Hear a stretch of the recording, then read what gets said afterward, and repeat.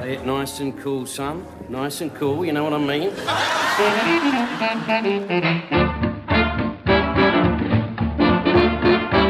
Hello and welcome to Long Live Hooky Street, the podcast where we rewatch and discuss every episode of Britain's most beloved TV comedy, Only Fools and Horses. I'm Jenny and I'm joined from Hong Kong by my co-host and sister, Heather. Say hello, dude. Hello, everyone. Today we are discussing Series 6, Episode 1, Yuppy Love. So grab your Filofax and let's get started. This episode aired on the BBC at 7:15 p.m. on Sunday, the 8th of January, 1989. This was just after Christmas and only 2 weeks after Dates aired. This week's viewing figures were actually only 13.9 million, quite low comparatively to some of the previous series openers. This airing came after Songs of Praise, and this week the episode was followed by a show called See for Yourself.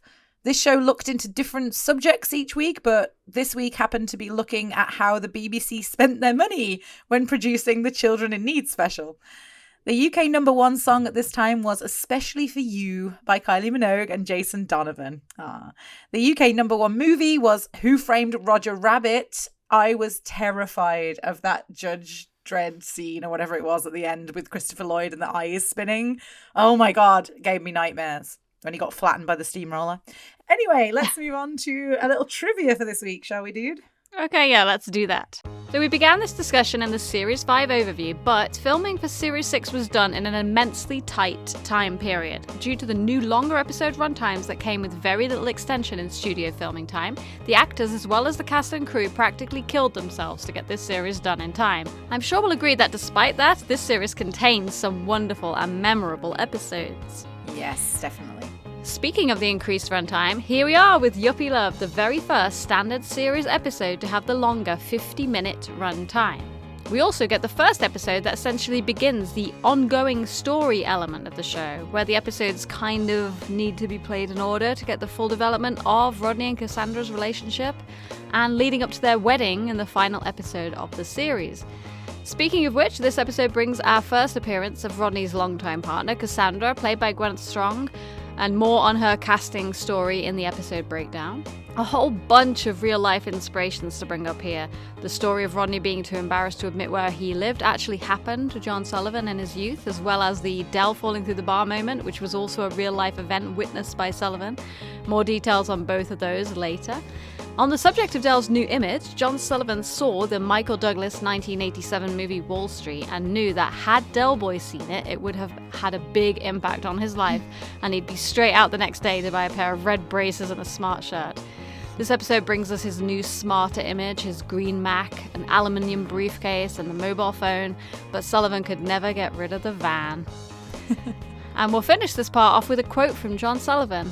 This is a great episode. It created so many changes in Del and Rodney's lives. It was pivotal. And that's all for now, and as usual, I will elaborate on many points and include more trivia as we go through the episode breakdown. But shall we move on to our rankings for this week, dude? Yep.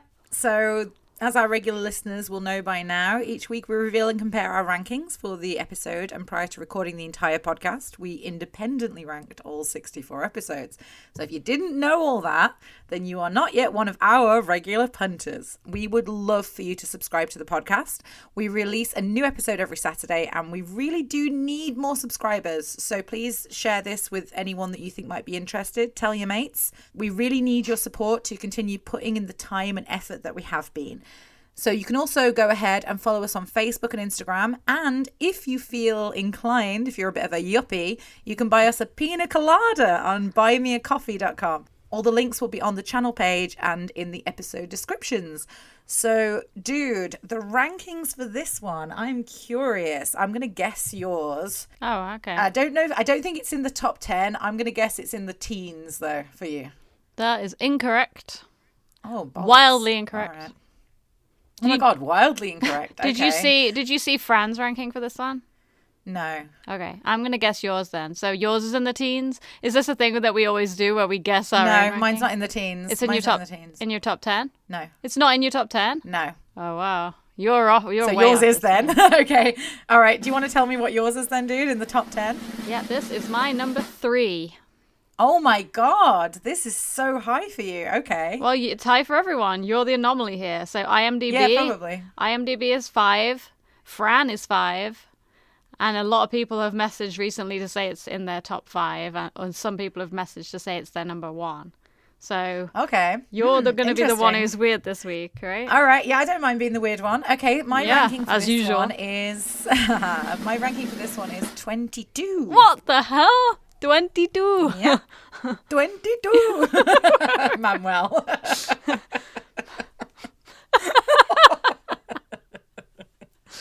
Oh God. What? Okay, right then. You're going to start then. Why is yours so low? Okay, so this episode, I love it. I'm just going to start with that because people are going to be like 22.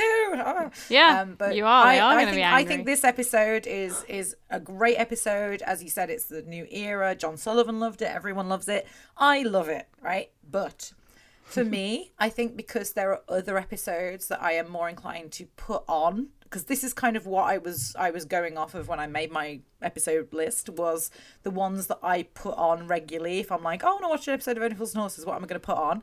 And this one, I would put it on. That's why it's not low. I mean, 22 isn't low, but there are 21 other episodes that I would put on before I put this one on. That's how I would look at it. Yeah.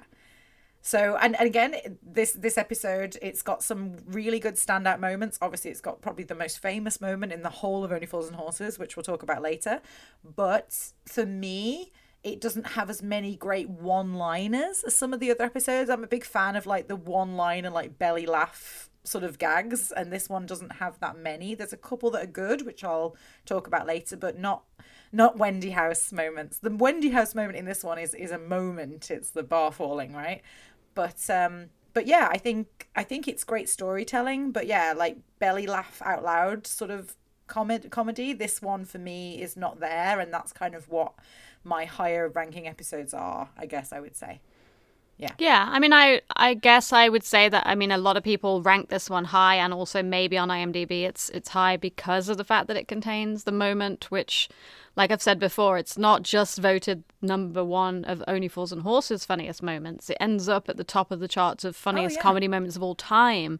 So, and I agree. But this episode has so much more around that moment. That's what I'm saying. Yeah, no, I'm talking about why it's like high for everyone else. Yeah.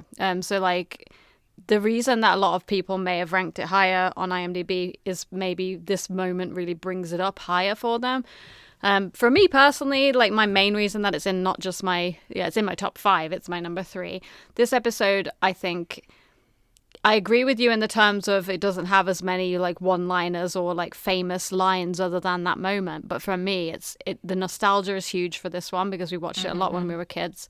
But also, it is the beginning of this era, like my favorite kind of era of Only Fools and Horses, and this series. It's got great moments of Del and Rodney bonding. I really do want to celebrate the longer episode time and the fact that the story development and the character development can be just so much higher now.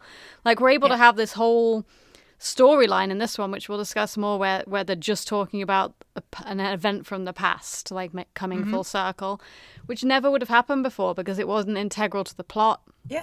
It would have all just been cut out. Like, had Yuppy Love been a 30-minute episode, the whole thing with the Mountbatten estate would not have been part of it.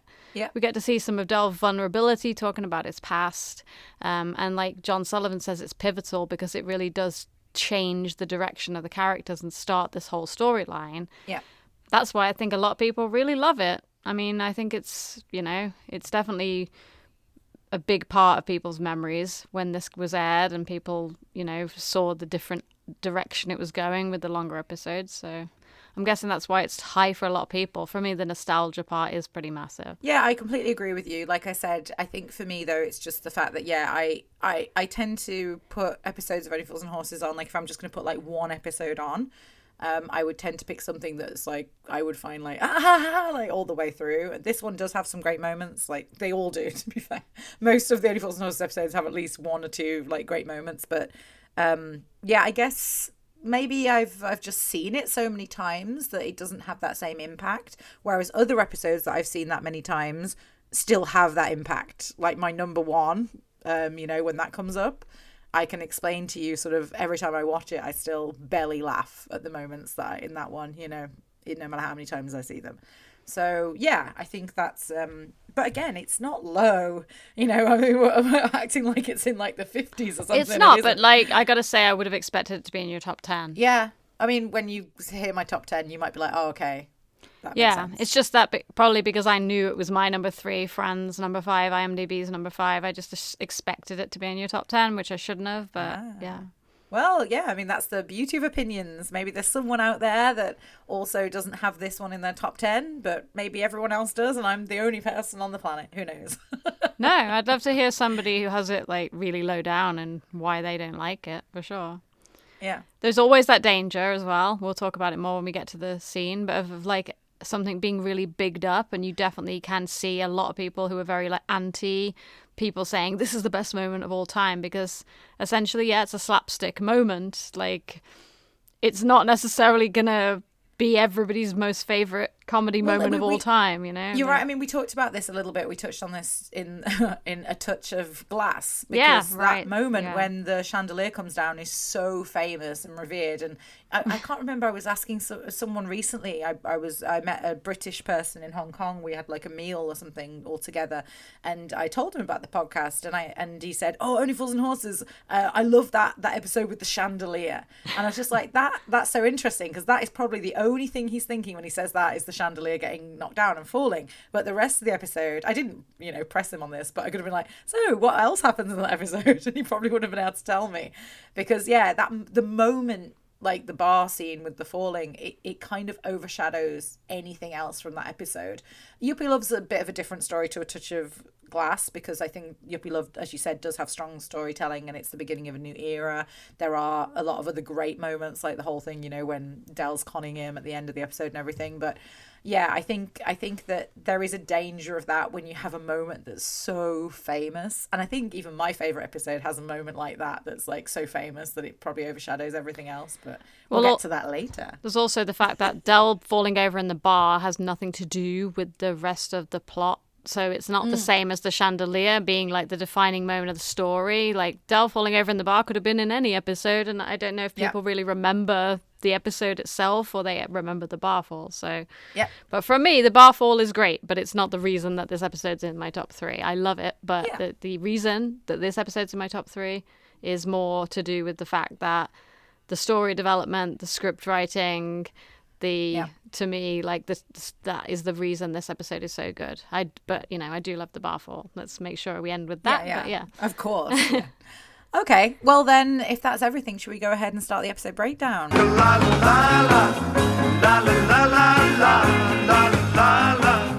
Okay, so let's start with the episode title. This one is a memorable one. So I think quite obviously based on the song Puppy Love, written in 1960 by Paul Anka. And then the play on words with yuppie. Dude, do you remember where the term yuppie comes from? No, I actually don't know where the term yuppie comes from. I think you told me in a previous episode, but I forgot. Because I forgot. I'm sorry, I am not perfect. So a yuppie, or young urban professional, was used starting in the 1980s as a way to refer to those who were young, affluent, and appeared successful. But it was likely derogatory, as yuppies were also considered arrogant and showy, sometimes undeserving of their wealth. Del obviously loves seeing himself as a yuppie, but you can see that others do not like it when they are included in this. Rodney in this episode, for example, and Stephen in the Jolly Boys outing. Yeah, but Stephen actually is a yuppie. Yeah, Stephen is. So Rodney's not a yuppie. Rodney's not. Stephen is, yeah. But it's really funny. Yeah, we're going to talk about that when we get to the Jolly Boys outing. Yeah, so when I was a kid, I think I liked the title because it reminded me that it was the love episode where he meets Cassandra, and I loved that. Like, I loved him meeting his girlfriend of the future. So that is where the title origin comes from. So... So let's start in the Trotter Flat in the first scene. The scene opens and we get our very first big shocker. We have Rodney in a proper, well-fitting dark suit, looking quite smart. And we haven't really seen Rodney in suits like this before. It's usually comedy reasons. I think we've seen Rodney in suits. We've got his old skinny praying mantis grey suit, his Bertie Bassett suit, his white suit from 2 for 3, and the wand from Frog's Legacy. So, like, I think a lot of the other times, like, Rodney's being in suits has been for comedy. Yeah, this looks like a nice suit that actually fits him properly. You're right. Yeah. Yes. Although in the script I noticed that it says Rodney is in his latest Jonathan Ross suit. So I wasn't quite sure what was meant by that, because I remember watching Jonathan Ross on TV, but I didn't click, and I looked it up and it said that he's known for wearing flamboyant suits, which I think is true. But this is not a flamboyant suit. This is not flamboyant. So, yeah. This is like the most plain sort of regular suit that you could possibly find. So I think maybe that was a change of decision, or maybe this is a Jonathan Ross suit and we're just not getting it. But that's what it says in the script anyway. So there's actually quite a lot of things from the script, because here I know John Sullivan's writing was changing to try to make sure that the characters came off differently. So there's going to be like a little bit more descriptive script stuff in this one. So I just wrote here that I think Rodney just looks more grown up immediately the second that we see him working on the computer, and he looks quite serious. Although the only thing I noted here is, why is the screen facing away from him while he works? I know, because the audience needs to see what he's writing. I really do not work like that, do you? No, I don't. Although, yeah, sometimes it depends if my cat's sitting on my lap and I have to work at an angle, so I don't disturb the cat. Depends if you have a studio audience. Yes. So Albert starts us off with a very expositional conversation, which sets us up nicely for the scene and the episode. That's the way, Rodney. Don't bother helping me get the tea ready. Just carry on poncing about with that computer. I'm not poncing about with anything. In case it slipped that senile shrapnel-cluttered brain of yours, I happen to be studying for a computer diploma course. So this is very important, and it's an immediate introduction to the new Rodney. So Sullivan used this episode to move Rodney in a different direction. So the first step was getting him into his computer studies in a more serious way, in a way to better himself, because, you know, this was brought up in The Frog's Legacy, and it sort of says that Rodney failed his computer course in The Frog's Legacy. But here he starts by explaining that the course is very difficult, and he explains to Albert that he sees this diploma as his way out of his current job with Dell. But even if you get your diploma, what difference will that make to Trotter's independent traders? I'm not doing it for Trotter's independent traders, I'm doing it for me. This diploma could be my passport to freedom, a decent job, a future. I mean, I can't go on for the rest of my life messing about with this sort of junk, can I? Do you know what he wants me to do? He wants me to stand in a market flogging raincoats with dry clean only on the label. So an important mention of the raincoats here that aren't actually designed to go out in the rain. Does this remind you of the deep-sea divers' watches that don't go in the water? Reminds me of pretty much everything that Dell sells. Exactly. Because everything's got something missing. So that's what's kind of cool here. So we've got, again, Dell's continuing to sell all this stuff, you know, like normal. But Rodney is starting to say, you know, the same way that he started at The Frog's Legacy by saying, you know, do you know what he's had me doing today with the bad lumbago? Yeah, actually, I kind of like that we set up that reoccurring. We set up that recurring gag where, yeah, like it's not always Rodney, but it's Albert as well, where they're doing things specifically that they have to sort of put on an act in the market to assist Dell in the selling. Yeah, so before Dell even enters the scene here, the dialogue is designed to let us know that there's something different about him. Let us, the audience, know that there's been changes in Dell. So Rodney says... Haven't you seen a change in him? He's gone all high-powered and trendy, hasn't he? So here I noted that I spent my Friday night this week watching Wall Street because I wanted to see if there were any references that were pulled directly from it, and there are a few. So here Rodney mentions the movie Wall Street, which we talked about in trivia, and so this, you know, was a great movie from 1987, with Michael Douglas playing Gordon Gekko, who's like a high-powered Wall Street trader. And so, yeah, like John Sullivan said, he watched it and thought Dell would be inspired by this guy, and he would probably be. I just watched Wall Street in order to prepare, and I don't know why I thought it was going to be more funny than it was. It's not a funny movie. It's very serious. But yeah, you can definitely see like where they drew the inspiration, and I think if you'd just seen Wall Street, which you might have in the last year or so before you saw this episode, when Dell walks in his entrance with his new look, you can see why everybody laughs so much, because he is dressed up like Gordon Gekko. Just before Dell enters, Rodney mentions that Dell has been giving him a lift to evening class every week. And I know this is going to come back, but I want to know why is he driving him? Because Rodney can drive. But I do have a theory later on why he's driving him. I assume it's because they've only got the van and they have to share it, and Dell might need it while Rodney's at the evening class. That's the only thing I can think of. That's true. Yeah. I have another theory which I'll elaborate on later then. So Del makes his big entrance here with that new look, and it gets a big laugh. And he immediately says the same thing that Albert said at the start, about Rodney poncing about with his computer.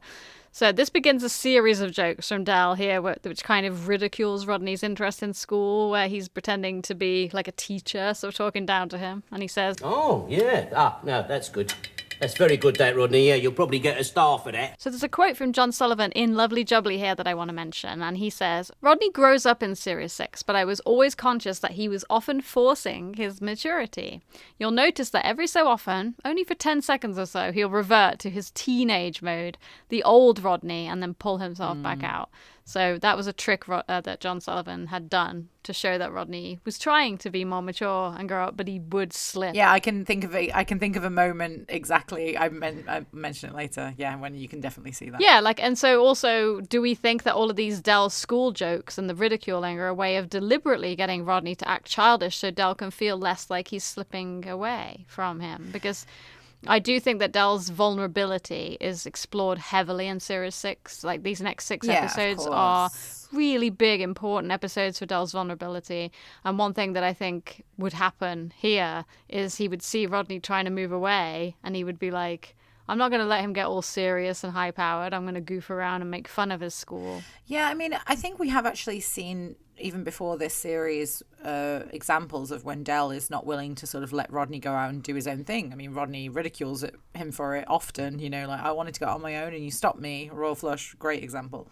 So I think that this is actually the series, I would say, where Del finally does let Rodney go, and for his own good. It's like Del finally puts Rodney over himself, obviously by the end of the series, but also because I think he feels more comfortable releasing Rodney into the care of a wife and not just letting him go off on his own. I think he kind of is like, oh, okay, you know, she can look after him like I did. But yeah, I mean, there's probably a little bit of maybe even jealousy from Del's character, because he never got the chance to go to school. He never got the chance to go into higher education. He had to work. He had to do this for the family.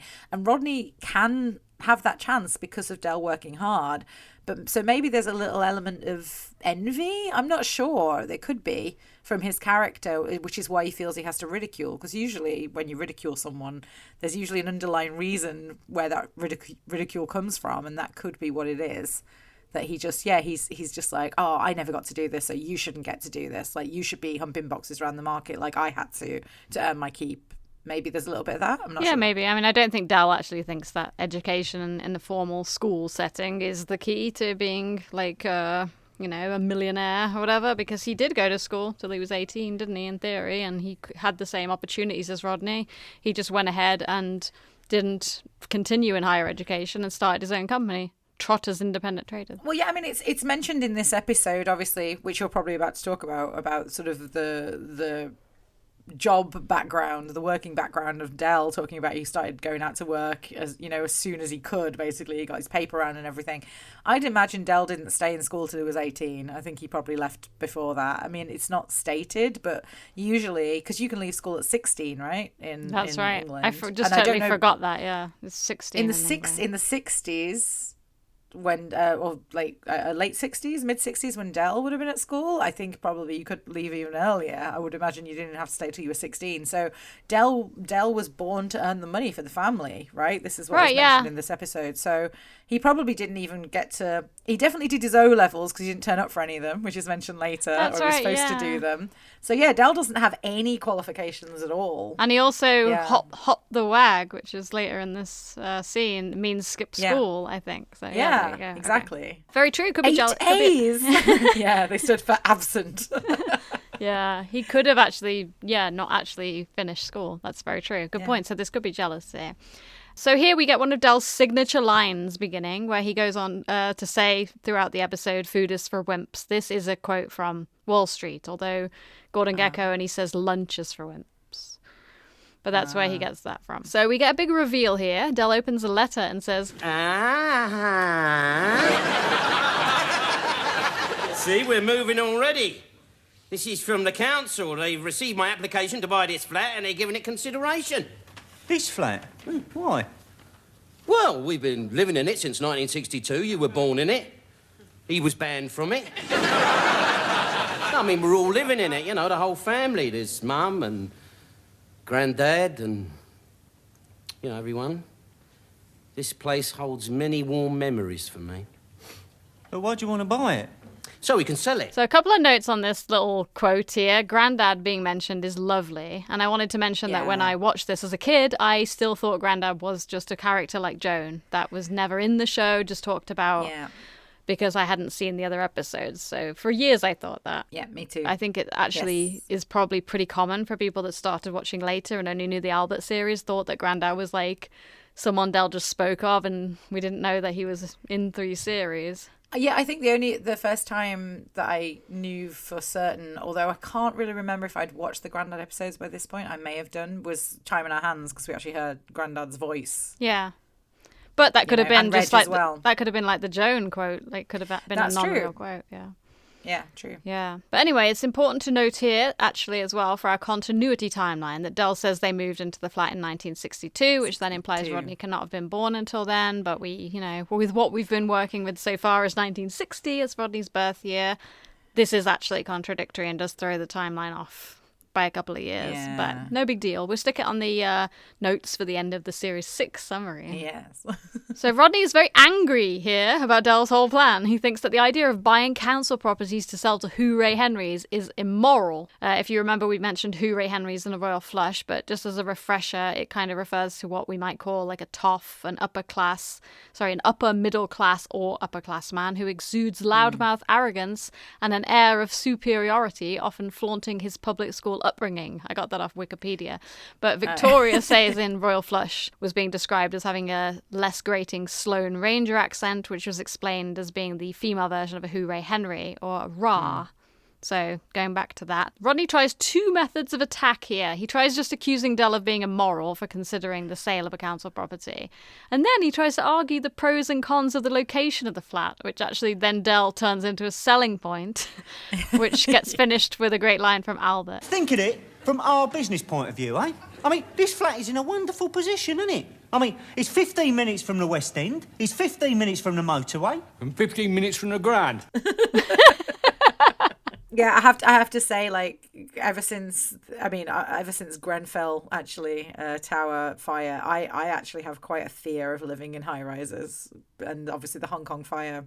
For those of you that have been following the news as well in the last couple of months in November, it's terrifying to think, you know, you're that high in the ground, high from the ground, and you're living up there, and if there's a fire or something lower than you, it would take you a while to get down to the ground. So I don't think I could ever live in a high rise with that fear. Yeah, that I have now. And then back in the olden days, like the fire safety rules were probably even worse, but yeah. Yeah. But anyway, now the conversation turns towards the family side of Rodney's argument. Yes. So Del says that he has been living there for 27 years, and we have Del's most likely birth year as 1945. So he was meant to be 18 in 1962, making his character's age now 45. And with Rodney as 27, we have established the aforementioned 18-year age gap. So the only part that doesn't fit is Rodney being born in 1962 and not 1960, but no big deal. Yeah. Rodney loses his cool here and just accuses Del of being a snob. But here Del tries to argue that he cared and still cares about Rodney's well-being. He basically has a lot of reasons for wanting to flip the flat. But Rodney is starting to show his childish side here, so this is probably where, you know, we see what John Sullivan was talking about, how the childish side breaks through. And the tone of his voice, you see the mask slipping when he says... Anyway, you've only been paying the rent here since Mum died. Oh, leave it out, Rodney. I've been paying the rent here ever since I was old enough to hop the wag. I was the only one in his family who ever earned any money. I mean, you just take it. I mean, it was Mum, bless her, you know. I mean, she tried, but her health let her down. And there was Dad. He would have loved a job, except he suffered from this sticky mattress. And there was dear old Grandad, bless him. He was about as useful as a pair of sunglasses on a bloke with one ear. That's a great line in this episode. Yeah, that's a really good metaphor. Yeah, it's good, yeah. And then, like I mentioned earlier, hop the wag, I looked up, I think means skipping school. I also really love the part where Del takes full credit for everything that the family's ever done, and then Rodney says, well, I'm glad somebody's owned up. I think that's really, really well written, because, basically it's just interesting the way that Del sees the way the family sort of panned out as being, like, good, and Rodney's like, no, this is terrible. So yeah, very good. Yeah, writing so this there. is kind of what I was talking about when we discussed the rankings. So here, this scene is a bit longer, and it allows us to get in a little bit more background about the childhood and stuff. So Del here talks about how when he was younger, his dad went out and got him Count 'em, 2 paper rounds. So he mentions a couple of newspapers here that I had looked up just so we could see if they were real, so we didn't have the whole debate about the Peckermecco. So it says on here that on Wikipedia, again, I'm using the best sources ever this week, but the Daily Sketch was the oldest national tabloid in the UK, founded in 1909, and closed and merged with the Daily Mail in 1971. So even at that point in 1989, it was no longer a thing. So he's talking about a past paper that not even exist in 89. So the Herald is still around and is apparently the longest running national newspaper in the world. It is a Scottish broadsheet. And a Spick and Span was essentially a dirty magazine, the kind that Del and Rodney used to have scattered all over their flat in the first 2 series. That we were like constantly... Oh, am I? Take a look at this then. Oh yeah, and it's hidden in the next episode. But they used to have them all over the place, didn't they? In the first few series, like constantly, like dirty magazines everywhere. So then Rodney says that he worked as well when he was a kid. When I was 11. So this bit of dialogue is actually an important setup for the end of the episode, as most fans will know. This is all just building up to the story at the end. But he says that Del sent him off selling do-it-yourself gas conversion kits on an all-electric estate. So you can already see that Del is trying to dismiss Rodney's sudden interest in this old story. But I will note here, it says in the script, Del is obviously hiding a deep felt guilt. That face that David Jason's pulling, he's reading that direction. So he deflects and he changes the subject back. All right, so you grafted as well. He fought and died for his country many times. Which gives us the right to make a bit of profit out of this flat. Del, I want to stay in this flat. You can buy it off Del then. So note here that Albert pretty much always sides with Del. I don't know if you have any notes on that. Yeah, no, he does. That's true. And that was kind of the same as Grandad a little bit as well. Like Grandad, if Del was like taking a stand on something, Grandad would always back him. I guess it's just kind of the old family members sort of treating the youngest one like they're not as important. And I can relate because I'm the baby. And Fran and Jen used to pick on me all the time. There's hardly any age difference between us, though. Yeah, no, but you still used to pick on me. I think that Albert is a lot more like level-headed and grounded in his responses than Grandad was. I agree. I actually mentioned this later in the episode about how Albert's character has developed to the point of he's almost become the carer for the family.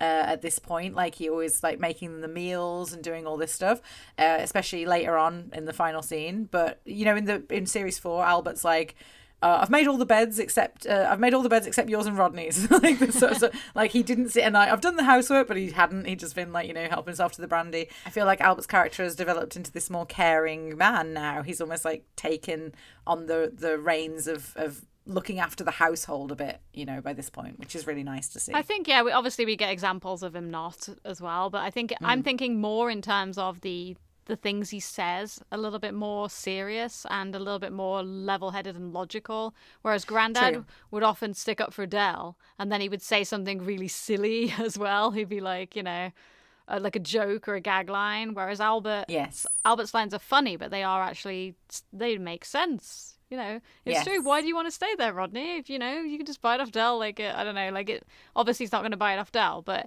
he's like trying to make it very kind of plain to Rodney that, you know, his emotion doesn't actually have any place where you're talking about money. Yeah, if that makes sense. I think you're right. It does. Yeah. But yeah. So I do like the end part of the scene where Del tries to be a bit more reassuring towards Rodney, and here we see Del refer to himself as a yuppie for the first time. Yeah. He and Rodney, of course, and Rodney does not like it. What do you mean, people like us? Oh, yuppies. I am not a yuppie. No, but given time and a little help from me, and... She's supposed to do that. It's I love that. Just like press the button. This is kind of similar to the bit in Jolly Was Out in where Del loops Stephen into the yuppie conversation. So Del likes to do that, and he thinks that yuppie is a compliment, which, you know, people, like we said earlier, it's not considered a compliment. Yeah, don't want to be I also noted here that it says in the script that Del just pats Rodney reassuringly on the shoulder. It doesn't mention the computer and the deleting and stuff. So Maybe a Probably direction David or a game Jason. time decision. Yeah, Yeah, could be. it was really funny the way he presses the button. Yeah. A little help from me. Supposed to do that. It also reminds me a little bit of later on when Rodney deletes everything on his computer at work, which is a swear word. Which you never hear. Shit. But yeah. So what other notes do you have on that scene, dude? I just had a question about the suit. So he's wearing a suit to go to evening class, presumably, which is quite dressed up for evening class. I mean, nowadays I'd imagine most people would just wear like sweats to go to evening school. This is the 80s, and I think people were so much more formal. Yeah. That's Yeah. true. So yeah, I just thought that was interesting. That's the reason, right, that he's wearing the suit. And then when he says Filofax, it always makes me think of Fun Facts. Do you remember Fun Facts? Oh yeah, my fun. Does anyone remember Fun Facts? It was like this little diary thing you could buy that had stickers in it, and it had like a calendar in it. Of course, no one used it for the calendar because it was for kids. It was mainly you bought it for the stickers, but you could buy extra sheets of stickers that went into it, and it was just a great little thing. I remember having one of those. I thought it was really cool. Yeah, you could buy like not just stickers and extra sheets. You could buy like those little additional books. It's almost like the original iPhone. Like each book was an app. Like you could buy. I had one that was the flags of the world. I remember. Right. And it had like Yeah. just, like all the different flags and where they were from. I loved that. But yeah, you're right. My calendar, just put stickers all over the calendar. Saying Yeah, that just you were put stickers doing everywhere. stuff. I remember I used to save my stickers because I really didn't want to use them. I thought they were like amazing, and I was like, I'm not going to use that sticker. It's so cool. But yeah, that just made me think of that. And I wonder if Del got Rodney that computer, because he mentions that he's not been encouraging. But if Del got that computer for Rodney, it's not the same one as in the Frog's Legacy because they look different than the one in the Vicarage, different colour. This is a black computer. Work as well. Those ones in the Yeah, Frog's exactly. So, like, I mean, I can't imagine Rodney got hold of that computer himself. So Del is being encouraging if he got Rodney a computer, surely. Well, this is years after the Frog's Legacy, right? 3 years. So. Yeah, but I mean, what I'm saying is he says he's not encouraging. So he is encouraging if he got him a computer to practice on. Well, they had a lot of money and dates. Maybe that's where he got the money for the True. computer. Yeah. Could be. Because But yeah, computers it's were nice. expensive back then, right? Yeah, that's what I mean. So, like, very nice thing for him to do. I think it's really interesting, the whole conversation about the getting on the property ladder and selling your council house and all this sort of stuff. I mean, me personally, I've never owned a house, and I honestly don't know if I ever will. But I dread to think how much it would cost to buy a council house now.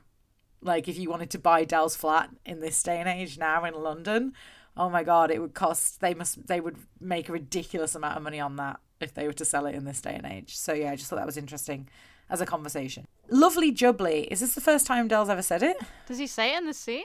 They came when they sold their flats. Yeah, of course they can. It's money for old rope. Lovely Jubbly. Yeah, then in that case I missed it because I was going to say that the first mention of Lovely Jubbly is in this episode at the end, but he's talking about it as the ice lolly. Yeah, this is the first time then, right? We Yeah. don't hear it before this. Lovely Jubbly didn't happen before this. And then also shut up you tarts. No, because he that's- also says that in this Well, scene. shut up, you tart, maybe, but he called him a tart in Ashes to Ashes. But I don't know if he said Right. shut up, you tart. It is immoral. Oh, shut up, you tart. Yeah, the shut up you tart with that intonation, that he says it in this scene, so this might be the first time there as well. I also said Del's point about paying rent all the years and not actually owning anything. That, again, I can really relate because I've paid rent my whole life and I don't own anything. And I also said sometimes, because Del says he's been paying the rent, I guess sometimes Rodney and Albert would have helped out, like Frog's Legacy. Del wasn't bringing in any money, and they even mentioned that it's like Albert's pension and Rodney's, what was Rodney getting his money from? I can't remember. That they said thanks to Rodney's something and my pension money. His wages, he was getting paid bonus. Thank you, wages. That's it. Yeah. So yeah. I mean, like Del obviously has mainly paid the rent, but I'm sure at some time Rodney and Albert also paid the rent when Del couldn't. I love the line about council built Lego set because I am a massive Lego fan, just for everyone to know. And yeah, I collect a lot of Lego. It's a very expensive hobby. I wouldn't recommend it to anyone else. But yeah, I feel like that is also said at another time. He refers to the council house as a Lego set. Yes, he does, and I was just trying to remember what it was. Yeah, I can't remember. I know it's said more than once. It's a very apt description of how council houses look, to be fair. I think it's really funny that Roddy thinks he's in the same league as Del because he worked one day. Whereas Del like had two paper rounds and worked probably for years and years. So yeah, Rodney is very funny. I also love the line. He who hesitates, don't. And I actually love the way that he hesitates on that line. It just really like hammers it home. And also Rodney being sort of attached to the flat. I am a very nostalgic person. I love nostalgia. I think our whole family are. And I definitely can relate to that. You know, when we moved out of our family home, that was really a really difficult time for me. I was in my 20s, younger than Rodney is, but even so, not having that sort of family home anymore to go back to it's a difficult thing to let go of, I think. It's true, but I always did think it was a little bit strange in this episode, the way Rodney is suddenly so attached to Nelson Mandela, because he's always insulted it a lot. True. And said, like, the same with the van. Like, I know he doesn't ever at any point love the van, but this is like a turn for him, because in other episodes he's like making fun of the shit view and the location and the estate and stuff, and True. And he has no problem moving out when he moves out to live with Cassandra. I mean, maybe this is the case of you don't know what you've got till it's gone kind of situation, maybe for Rodney. It could be that. And obviously he probably is worried about where they'd end up if they did move out of there, because, you know, knowing Del, it probably wouldn't be the nicest place. And he wants to move out in homesick. There's absolutely no emotional. Yeah, that was the other true. thing. But yeah, when I was a kid, I felt the same. When I was 11, I felt the same way as Rodney, as I used to be like, I don't ever want to leave the family home. I'm like, I want to stay here forever. And I cried when Mom and Dad wanted to buy another house and they went off looking. Yeah, absolutely. Yeah, so I think that, that's relatable for kids. Yeah, definitely. And adults, to be honest. But yeah, that's all I had for that scene. So we're going to move on to the drive to the evening class and the King's Avenue. So I really only just noticed this, and I wanted to ask, do any street names in the UK actually start with the? Because they only call it King's Avenue later. I noticed that every reference in the lovely Jubbly book, they call it King's Avenue. And it says in the script that the sign reads The King's Avenue. And this sign was apparently only made for this shoot. This is not a real street sign. So, but the sign doesn't say The King's Avenue, does it? Does it just say King's, or does it say The King's? Oh God, that's like a trivia question. I don't know. I don't think. I don't know. Oh God, I don't know. I didn't notice Please that. let us know if any, do any streets start with the word the in the UK? Yeah. Let us know if your street does. Because I don't think it does, because I think that would cause all kinds of problems with the postal service, with the's in front of everything. It's like when you search for a movie title, you can search for it without the, because the is such a common start, right? Yeah, true. The sign was added for the shoot. They left Bristol for these scenes, and they were filmed in Winchmore Hill in London on the leafy Broadwalk. So this was not Bristol. This was London. So Del pulls over in front of one of the nice drums so he can just have a look and prove a point to Rodney. You know, I bet this gaff, I bet it's got a guest suite, swimming pool, a jacuzzi. What do we got? A put-you-up, a damp patch, and a jacuzzi. So I did look this up because I didn't want to be naive, but a jacuzzi isn't a real thing. This is just a play on the word "kazi." Yeah, it's a play on the word toilet. jacuzzi with the toilet. Yeah. I thought maybe a jacuzzi was something. It could be. I mean, there's so many references we don't get in Only Fools and Horses. I don't believe it is. Be. I think this is just him saying jacuzzi, the toilet. Yeah, he is. Yeah. I love this line. I think it's very clever, very funny. It is. Can I just say, side note, based on my Lego hobby, the houses in the King's Avenue look like my Home Alone Lego set that I got just before Christmas. There you go. I just wanted to say that. Nice street, if you live on it. A bit more foreshadowing here for Rodney's dilemma to come. He states adamantly here, Del, I wouldn't live in this road if you paid me.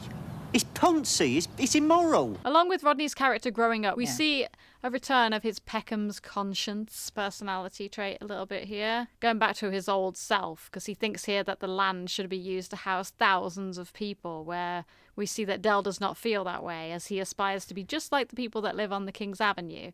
And we see perhaps a slight sign that Del feels Rodney's slipping away again a little bit here. So actually, I find Rodney at this point, I feel like he's less of a conscience and more of a virtue signaler. Because I feel like a lot of the stuff that he says in these later episodes, he likes to lecture everyone about things, but he himself doesn't follow any of this, which is like virtue signaling, right? He's saying it to be like, I think this. But it reminds me of like every time he protests something and then Del offers him money and then he does it anyway. It's that kind of thing. It's like he wants to be this way, I think. He wants to believe what is coming out of his mouth. But when it comes down to it, of course Rodney would live on the King's Avenue. He does. When he's a millionaire, does he donate the money? Does he like go and live in a tower block still? No, he doesn't. So I think, it's something, you know, a lot of people unfortunately do a lot of this in this day and age. It's like, I feel really strongly about this and I would never. But then the second that, you know, your back is turned, they're doing it. So, I just feel like Rodney's kind of, gone from actually genuinely having a conscience to sort of just loving to lecture Del at this point. And because Del has some I guess, like, what a lot of people would consider to be reprehensible views about some things, I guess. And obviously Del is like a capitalist through and through. Like, you know, he loves money, he wants to be rich. That's like, everything is about that in his life. And Rodney doesn't want to act like that. He thinks that's bad. But then at the same time, I don't know, Rodney is kind of like that. When push comes to shove, they're actually very similar, I guess is what I'd say. Yeah, that's a great point. And of course, yeah, we know in the future, like in Three Men, a Woman and a Baby, that Rodney goes off on a big rant about the rainforests, but really he's just hard up. Yeah, it's true. I had a bit for months. I do think that actually Rodney, like is deferring a lot of emotion, and he uses this, like moral high ground thing as just a way of trying to maybe come across more intelligent than he is, or maybe as an outlet for a lot of his other more emotional issues that he has. Yeah. Okay, so Rodney thinks that the land should be used to house thousands of people, but we see that Del does not feel that way, and he aspires to be just like the people that live on the King's Avenue. So we see perhaps a slight sign here that Del feels Rodney is slipping away again when he says, Every time we go to these evening classes, you come back talking like Ken Livingstone and Arthur Scargill. So maybe this is what I was going to refer back to from earlier. Maybe that's why Del is driving Rodney to evening class again, because he wants to be part of Rodney's life when he feels that Rodney is slipping away. And I do see Del's facial expression when he says that. It looks a little bit sad, as if he's like, oh, every time you go there, you come back different. So yeah, true. So Ken Livingstone is a politician with a long history of involvement in the Greater London Council's housing issues. And Arthur Scargill, you might remember we mentioned before, was the leader of the UK miners' strike in 1984-85. So Del's basically just saying he's, coming back all high and mighty, like he can help and stuff. So yeah, that was all I had to say about that little line. Did you have another note on that? I haven't finished the scene yet, but nothing else about that, I don't think. Just what I said earlier about Rodney maybe being more of a virtue signaler, and maybe learning some of this stuff at college. I mean, it's pretty common, I think, when you go to college. Colleges tend to be more liberal in their way of thinking, so you do tend to come out with sort of ideas of how to, I guess, change society. Like social change is a big thing that people discuss a lot, I guess, in higher education. Well, you talk to other people too, don't you? That's the thing. Yeah, exactly. Yeah. You're very influenced by other people's views when you go to higher education. True. Yeah, so they get in the van and the scene ends with a line that tells us a little bit more about the change in Del's character, but is a Del boy kind of twist on the line. He says, Look, Rodney, I want to be successful, but not for the money. I want the power and the influence that success brings. And what will you do with all this power and influence? Spend it. So yeah, they drive away and that's the end of the scene. Did you have any other notes on that scene, dude? No, just that I think Del is so true to character here. I think the Del's so established here, and this is like, I think, the purest form of Del that we ever see, is this him just being very honest that he just wants his money.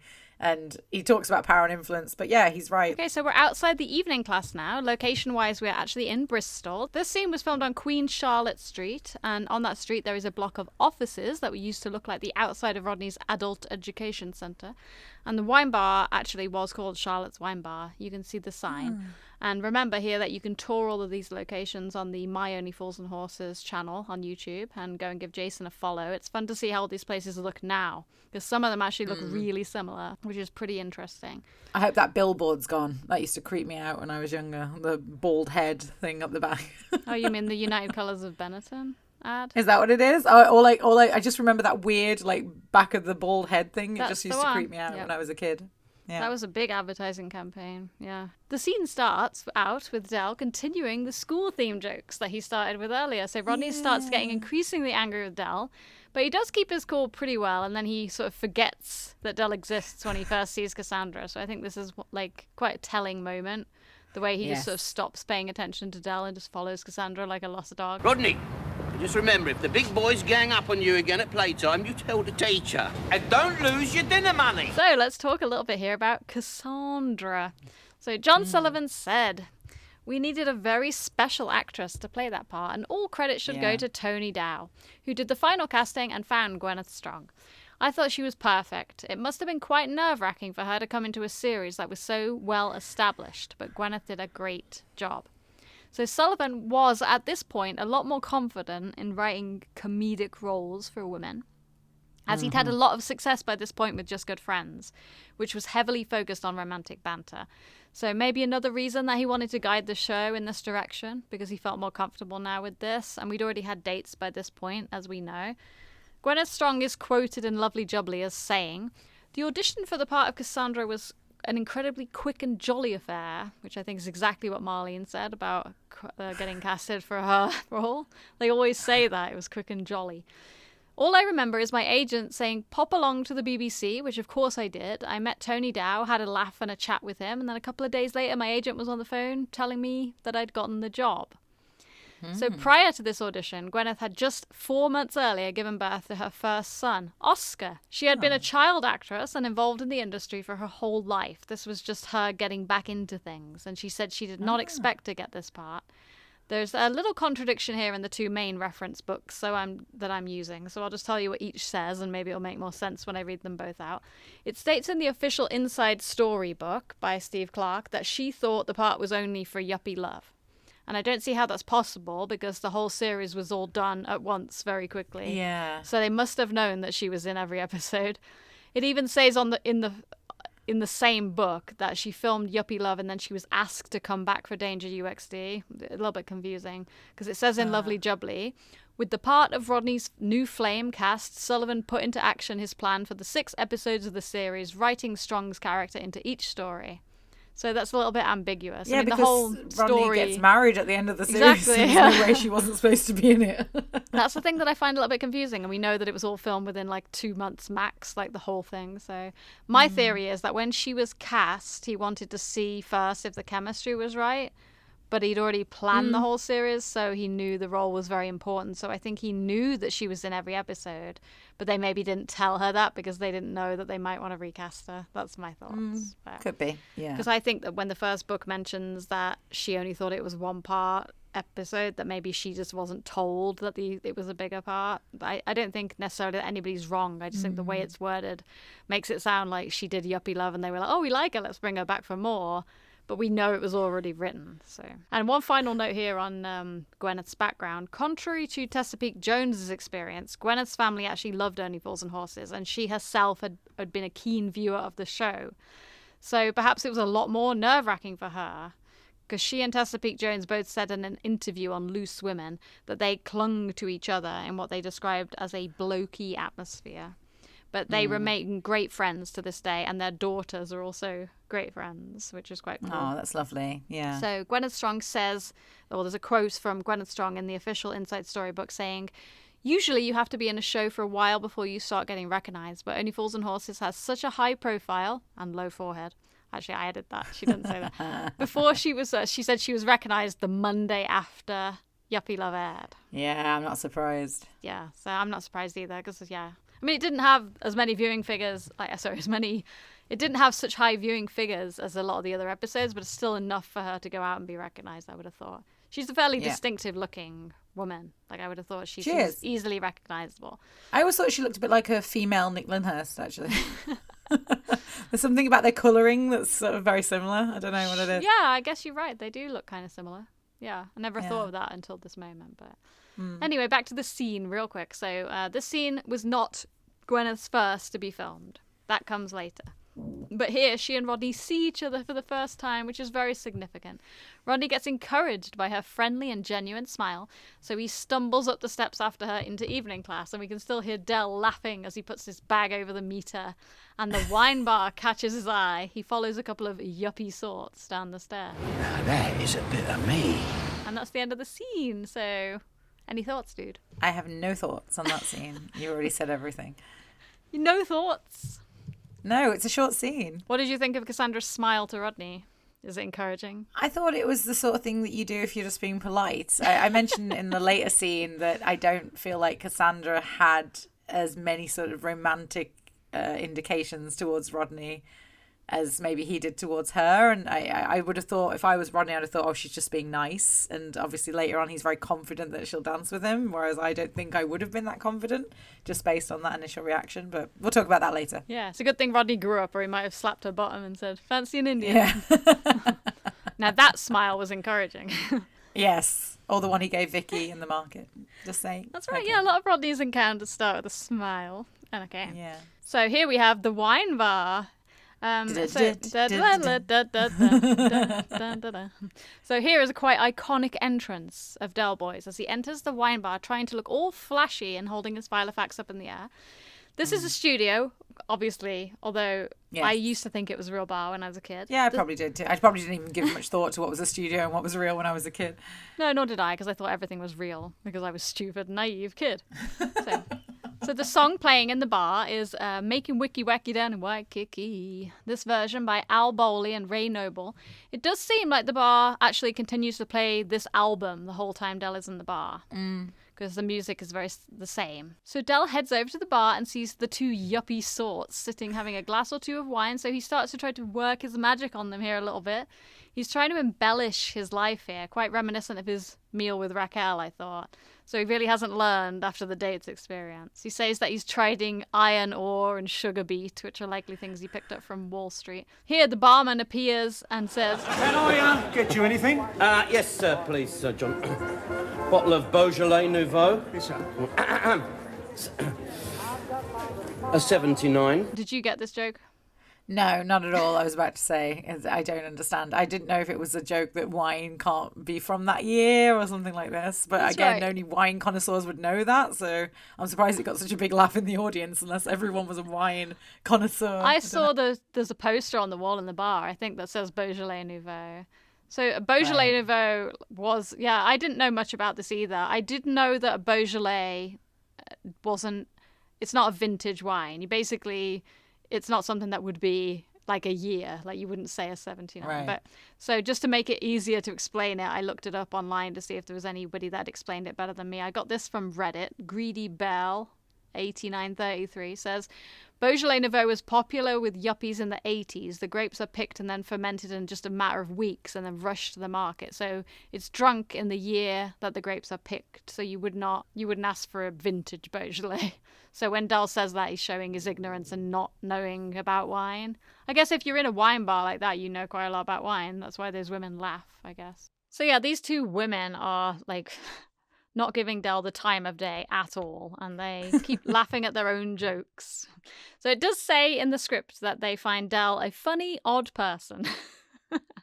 The ladies' names in the scripts are Marsha and Dale, Marsha being played by Laura Jackson and Dale being played by Diana Cattis. Neither seem to have done very much else, just several small parts. They do seem to be winding him up, obviously, with what they're saying, like almost like they know what he is the second he talks to them, and then they're just like, let's see what stupid shit we can get this guy to say, basically. Yeah, they give each other like a little knowing look at one point, when they're like, really? Yeah. They seem very posh to me. I don't know if I've ever met people who speak this posh. No, I haven't. And also as well, I think that these two are the nicest, nicer compared to the other one that he talks to later, which we'll get into. But yeah, these two, they seem to just be, humouring him, I guess. And so they're not like outright cruel towards Del, I suppose. And they're having a laugh and everything. And, Del, again, he touches a knee, does he, when he says like, oh, Papa, you got it, or something like this. He loves the knee. I think, this is quite a nice, like, wholesome exchange, I guess, considering the difference in their actual personalities, I guess, between Del and these two women. Yeah, and I think this shows, again, his new kind of personality that he's trying to bring out, where he talks about all this high-powered stuff to try to see if he can get more posh women, I guess, interested in him. These are not the sorts of normal ladies that he chats up down the nag's head and stuff. But I've got to say, I just think it's interesting. I thought Del would have learnt his lesson with Miranda. Yeah, you would this think. is not the type of woman for him. But he can't help himself, but never mind. So we do know that the barman here was played by William Thomas, who is a prominent Welsh actor with a lot of credits to his name. Apparently, he was actually a cast suggestion at the suggestion of David Jason, because he knew him, and he had recently starred alongside Myfanwy Telog, who was David Jason's partner in a TV series called The Magnificent Evans. And it also starred David Jason's colleague and friend, Mr. Ronnie Barker. So quite a lot going on there.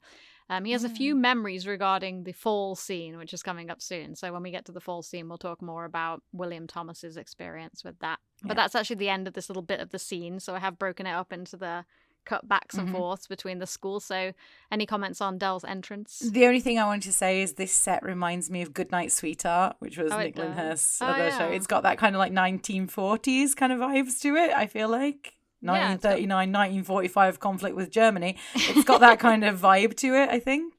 Just me personally thinking that. I'm not even sure if I don't know if that music is appropriate to that decade, but I mean, that's it's like kind an of what old the vibes jazz are. music. Yeah, for sure. Yeah. I don't know when that song was composed, but yeah, that's just something I thought was an interesting kind of crossover with Nick Lyndhurst. I think Goodnight Sweetheart was a little bit later than this. It was starting like, did you look it up, dude? 1993, it says. 1993. Oh, okay. Yeah, so not yet, but yeah, it just gave me that vibe. Making Wiki Wacky down in Waikiki was from 1931. So. Oh, okay, there you go. So that's not too bad. That might have been played during the war. During the war. Anyway, that's all I had for that. For that scene.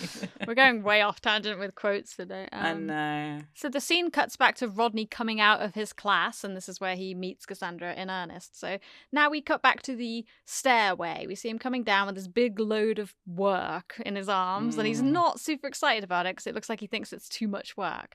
And a moment later, we see a woman who smiled at him approaching, and she confidently starts a conversation. My name's Rodney. Oh, Cassandra. Ah, Cassandra. It's a lovely name. Thank you. I just wanted I'm glad to say... we bumped into each other because I was trying to find a way of saying hello to you, and I think it's really, sort of liberated of you to make the first move. Move? No, you don't understand. You've taken my coat. So I actually think it's a little bit of rude of Cassandra to say it like that, because I think you are highlighting his mistake. I mean, it seems perfectly reasonable. She comes over to him, shakes his hand, that he would think that. I mean, Rodney shouldn't have said make the first move, but she probably shouldn't have been like, move? Oh, no, you don't understand. That's what I'm saying. Like, she seems to not be interested in him romantically. Like, she suddenly change her mind, like, after this. But I think, I don't get the vibes from Cassandra. I get more vibes from Vicky that she fancies Rodney than I do from Cassandra, from the way she is in this scene. So yeah, I just think that's what I said about the next scene. That, but Cassandra does this in a later scene as well. Again, what Vicky does about the Carmen thing, the comment like, it isn't from Carmen, it's the Barbara Seville. Like, I feel like Cassandra does that a bit in the car with Mickey later when she's like, I've heard of it. It's a terrible place, full of unsavory characters. That's fair enough, though, towards Mickey, but she shouldn't have said it towards Rodney here. I don't know. But even so, like, he's, she'd only just met Rodney and Mickey's his friend. I mean, she didn't need to be like that. And maybe I don't know how I would feel if I was Cassandra and I was just going over to give some guy his coat and he was like, oh, it's nice of you to hit on me like this. And I'd be like, no, I'm not hitting I'd laugh it off. I wouldn't be as sort of awkward about it. I'd be just like, oh, that's really sweet. But I actually know it's your coat. Yeah, and maybe it's the way she says move, but then I guess that's written for the comedy. Yeah. So they exchange coats and Rodney discovers that Dell has written his name inside of it in huge letters like you would get at school. I know that... The only problem is this gag wouldn't have worked if they hadn't accidentally picked up the wrong coat, because Rodney probably wouldn't have seen it, right? Because he obviously he put the coat on earlier and he didn't notice it. So he only noticed this prank because of the swap. Yeah. I always thought this was so funny as a kid. And that's because I did have my coat with my name. Yes, but my name and little stuff. sewn tags in it. Like, we never had ours written in pen like this, but maybe that was a thing. I love how huge the lettering is. Yeah, me it's too. Really funny. So, but anyway, he kind of brushes that off and he's confident enough to chase her down the stairs and ask her out for a drink. Now, in this case, she's not actually lying when she says she can't go. Like, we find that out. She is actually going out with her friend tonight. I thought at first that she's maybe just saying that to get out of it, but I don't feel like she does seem like she's trying to get away from him. She does seem interested here. She lets him walk back to the car, even though all they have to do is turn around and here we are. But it's her father's car. But we can see that perhaps she's quite well off if her father has that car. She keeps the conversation going and she's friendly and nice and she asks him where he lives and stuff. So I think it's going pretty well. Yeah, I know. It's not that I get the vibe that she's like, ugh, get away from me, you weirdo. It's more like, oh yes, what a nice new friend I've made. Like, that's more the vibe I get from her rather than like, oh, how nice. Like, let's go somewhere together. I don't get the romantic vibes off her. But that could also be her character, because her character isn't really flirty in any scenes except for the no I don't. Well, like she's that quite part. dry the way that she flirts. Yes. And I think that's an important part of the humorous kind of romantic dialogue that John Sullivan was good at, because nobody really wants to see like romantic flirty stuff. They want to see comedy, and this is a little bit more Cassandra's dryness. Like, she's not like super sappy over Rodney. But I think, well, again, I can't help but compare to Vicky. Like, that's what I always think. I actually think you can see Cassandra's interest in this moment when Rodney gets pulled away. So they are actually talking, and then we hear a voice in the distance. Rodney! Rodney! I think someone's calling you. Really? Rodney, over here! Hung about for you, give you a lift on. Who's the tart?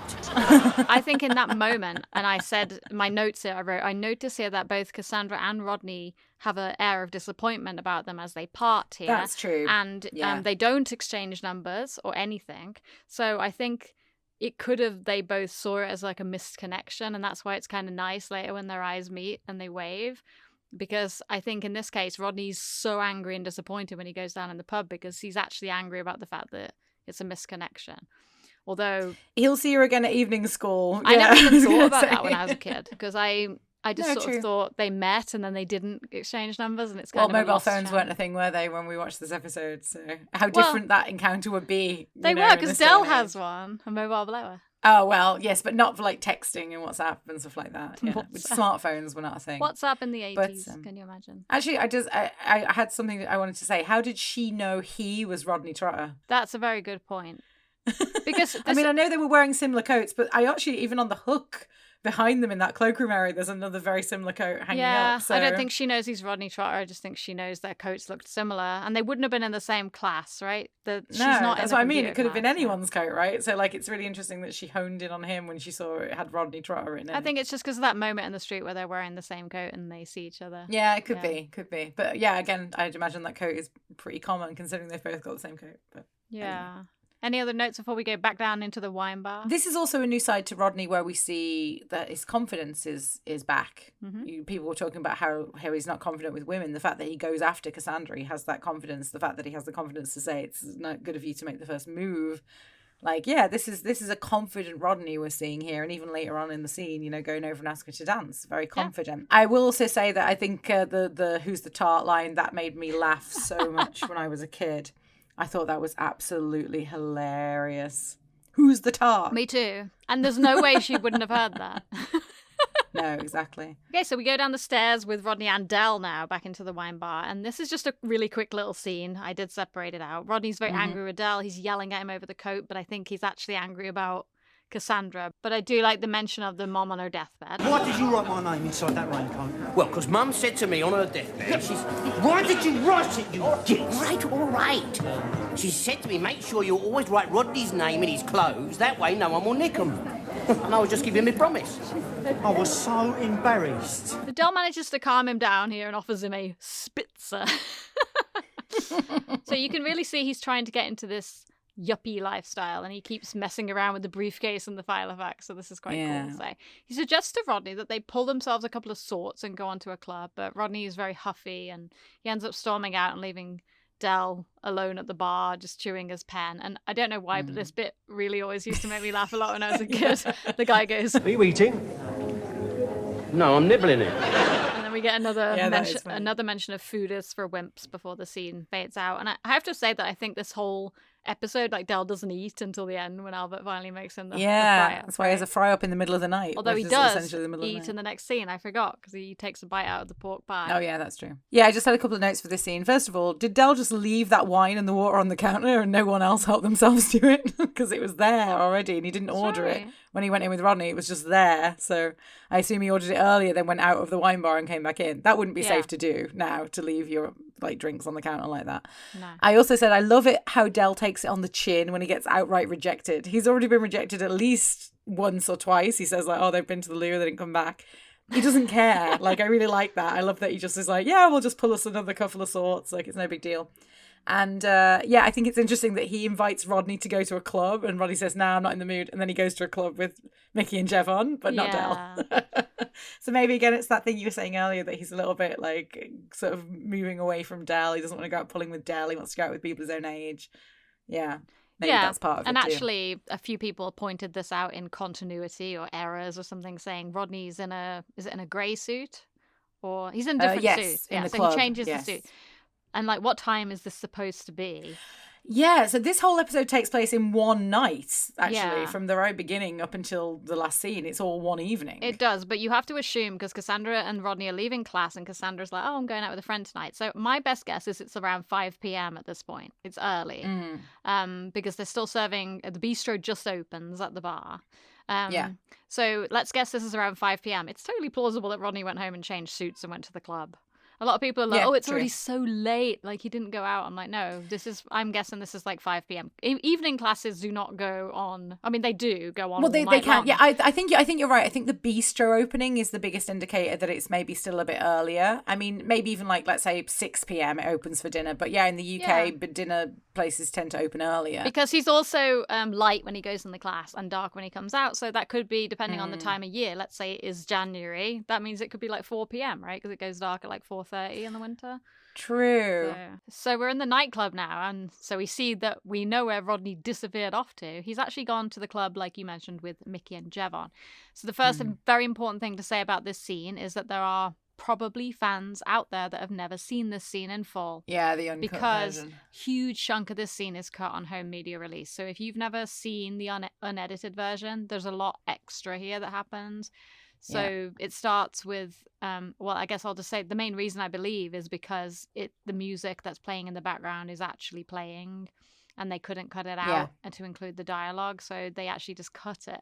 But it's a massive shame here, because it actually shows Rodney and Cassandra, like normally on the home media release, it just jumps straight to Rodney and Cassandra dancing together. So I know the first line on the DVD version, from my recollection, is Jevon going, and tonight's lucky winner is, like, that's the very beginning of the scene, and it's like, what? You miss out the entire sort of setup for the scene. You miss out not dancing tonight, like that girl. Yeah, all that's so gone. It's basically, you might be confused, and let us know if you were one of these people who was like, oh, that's weird. Why is Rodney suddenly in a club with Cassandra?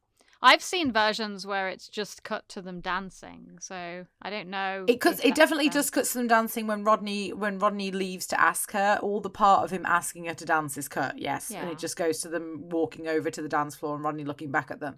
But the whole club sequence, I actually, because obviously I just watched this episode to prepare for this podcast. The music is different from the beginning of the scene up until the point where Jevon says, and tonight's lucky winner is. It's a different song, so that is clearly the song that they had an issue with, that they had to cut out. And then, of course, they replaced the song that Cassandra and Rodney danced to. Yes, exactly. So in the DVD version, yeah. So first of all, this was filmed inside the Parkside Hotel in Bristol, and the exterior of that club is used as the 111 Club in Chain Gang. So this is one of their new locations in Bristol. And it says in the script, this should look like a genuine disco rather than a pub that's turned into one at weekends. It should appear crowded with the 25 to 30-year-olds set. Loud, recent, and real records are played. This place should be alive with movement, light, and sound. And I wrote, great, except not allowed on home media releases. So they wanted this to look realistic, and it does, because it is a real club. It feels like they're in a real club, but the problem was that they filmed it with the music playing. Same problem they had in Miami Twice all these years later. They had to then kind of awkwardly dub it and cut out the genuine dialogue to put songs over it. So they couldn't do that with this one. So they basically just cut the whole scene, which, like we've just talked about, builds up to the way that Rodney kind of sees Cassandra in the distance, but he doesn't actually... there's a little bit of build up before he goes over and talks to her. It isn't that he's just there and she's there, because we've just heard her reject his invite out, and all of a sudden they're there together. So it doesn't make sense without this build up scene. Yeah, totally agree. Again, just a hack job for the DVDs, and it doesn't. Yeah, if you've never watched the episode before, you probably are like, you would notice how weirdly this is cut.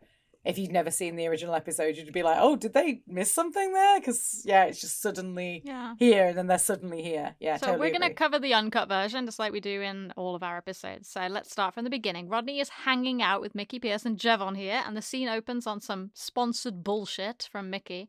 He's giving a big speech here about how all the women are crazy about him. And Jevon is so calm and cool and doesn't really get irritated or react to any of Mickey's stories.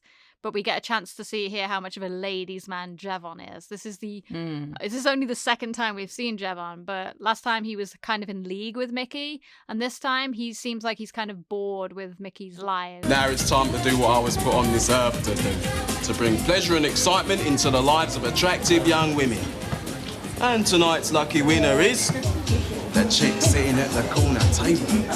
Now, you got no chance with her, Jevon. I've seen 5 blokes ask her for a dance and she gave them all a blank. No, 5 ordinary mortals. She hasn't met me yet. So both Rodney and Mickey seem underwhelmed. Jevon heads off, and now this bit of dialogue between them here is quite important. Rodney starts moaning a little bit about Del, and Mickey jumps on the bandwagon, and Rodney gets defensive, which I think is quite sweet. So we've got a quote here. And what about that green coat of his, eh? Oh, it looks a right poultice, doesn't it? Well, personally, I think he looks very smart. Oh, leave it out, Rodney. He looks like the Incredible Hulk's little boy. Well, I'll tell him next time I see him. I'm sure he'll find a way of showing his gratitude. Oh, you don't have to tell him, do you? It's only a joke, isn't it? Then Mickey suddenly exclaims that Jevon has fallen on stony ground, and we get the audience reveal here. It's Cassandra that they're talking about.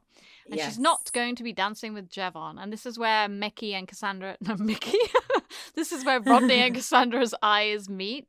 And Rodney looks kind of longingly over there. And she sees him and gives him the little wave. And I think that's nice. Because this, for me, obviously we said this in Dates. Like, Raquel seems like a together normal woman who would be good for Adele. And this is where I think we see Cassandra is coming across as a very nice, sweet woman who'd be good for Rodney. And I think it's the same moment here. We're like, this is actually nice. Like, maybe they're interested. And I think I see Rodney's vulnerability, because this is how great Nick Lyndhurst is. He has a mixture of, he's trying to keep face for his friends, but he also has this little vulnerable moment where he looks at Cassandra and you can see he's genuinely interested in her, which I think is really sweet. But then Jevon comes back over and he's not happy. He declares, "She's a lesbian." And Mickey heads off to try the direct approach. This is like classic guy stuff, the girl's not interested, she must be a lesbian. So he gets the no as well. He ends up coming back and concurs that she's a lesbian. So here Rodney does something quite foolish, but we know with the guys he needs to save face, but he makes a bet that she'll dance with him. I bet you she'll dance with me. Oh, you bet, do ya? Right, Turner says she don't. I'll have some of that. That's a score. Cover the bet, Rodney. All right, I will. So off Rodney goes, and he arrives at Cassandra's table, and they both shyly kind of say hello to each other again. She's a little awkward with the way that she asks. Was there something? Oh. Would you like to dance? With me?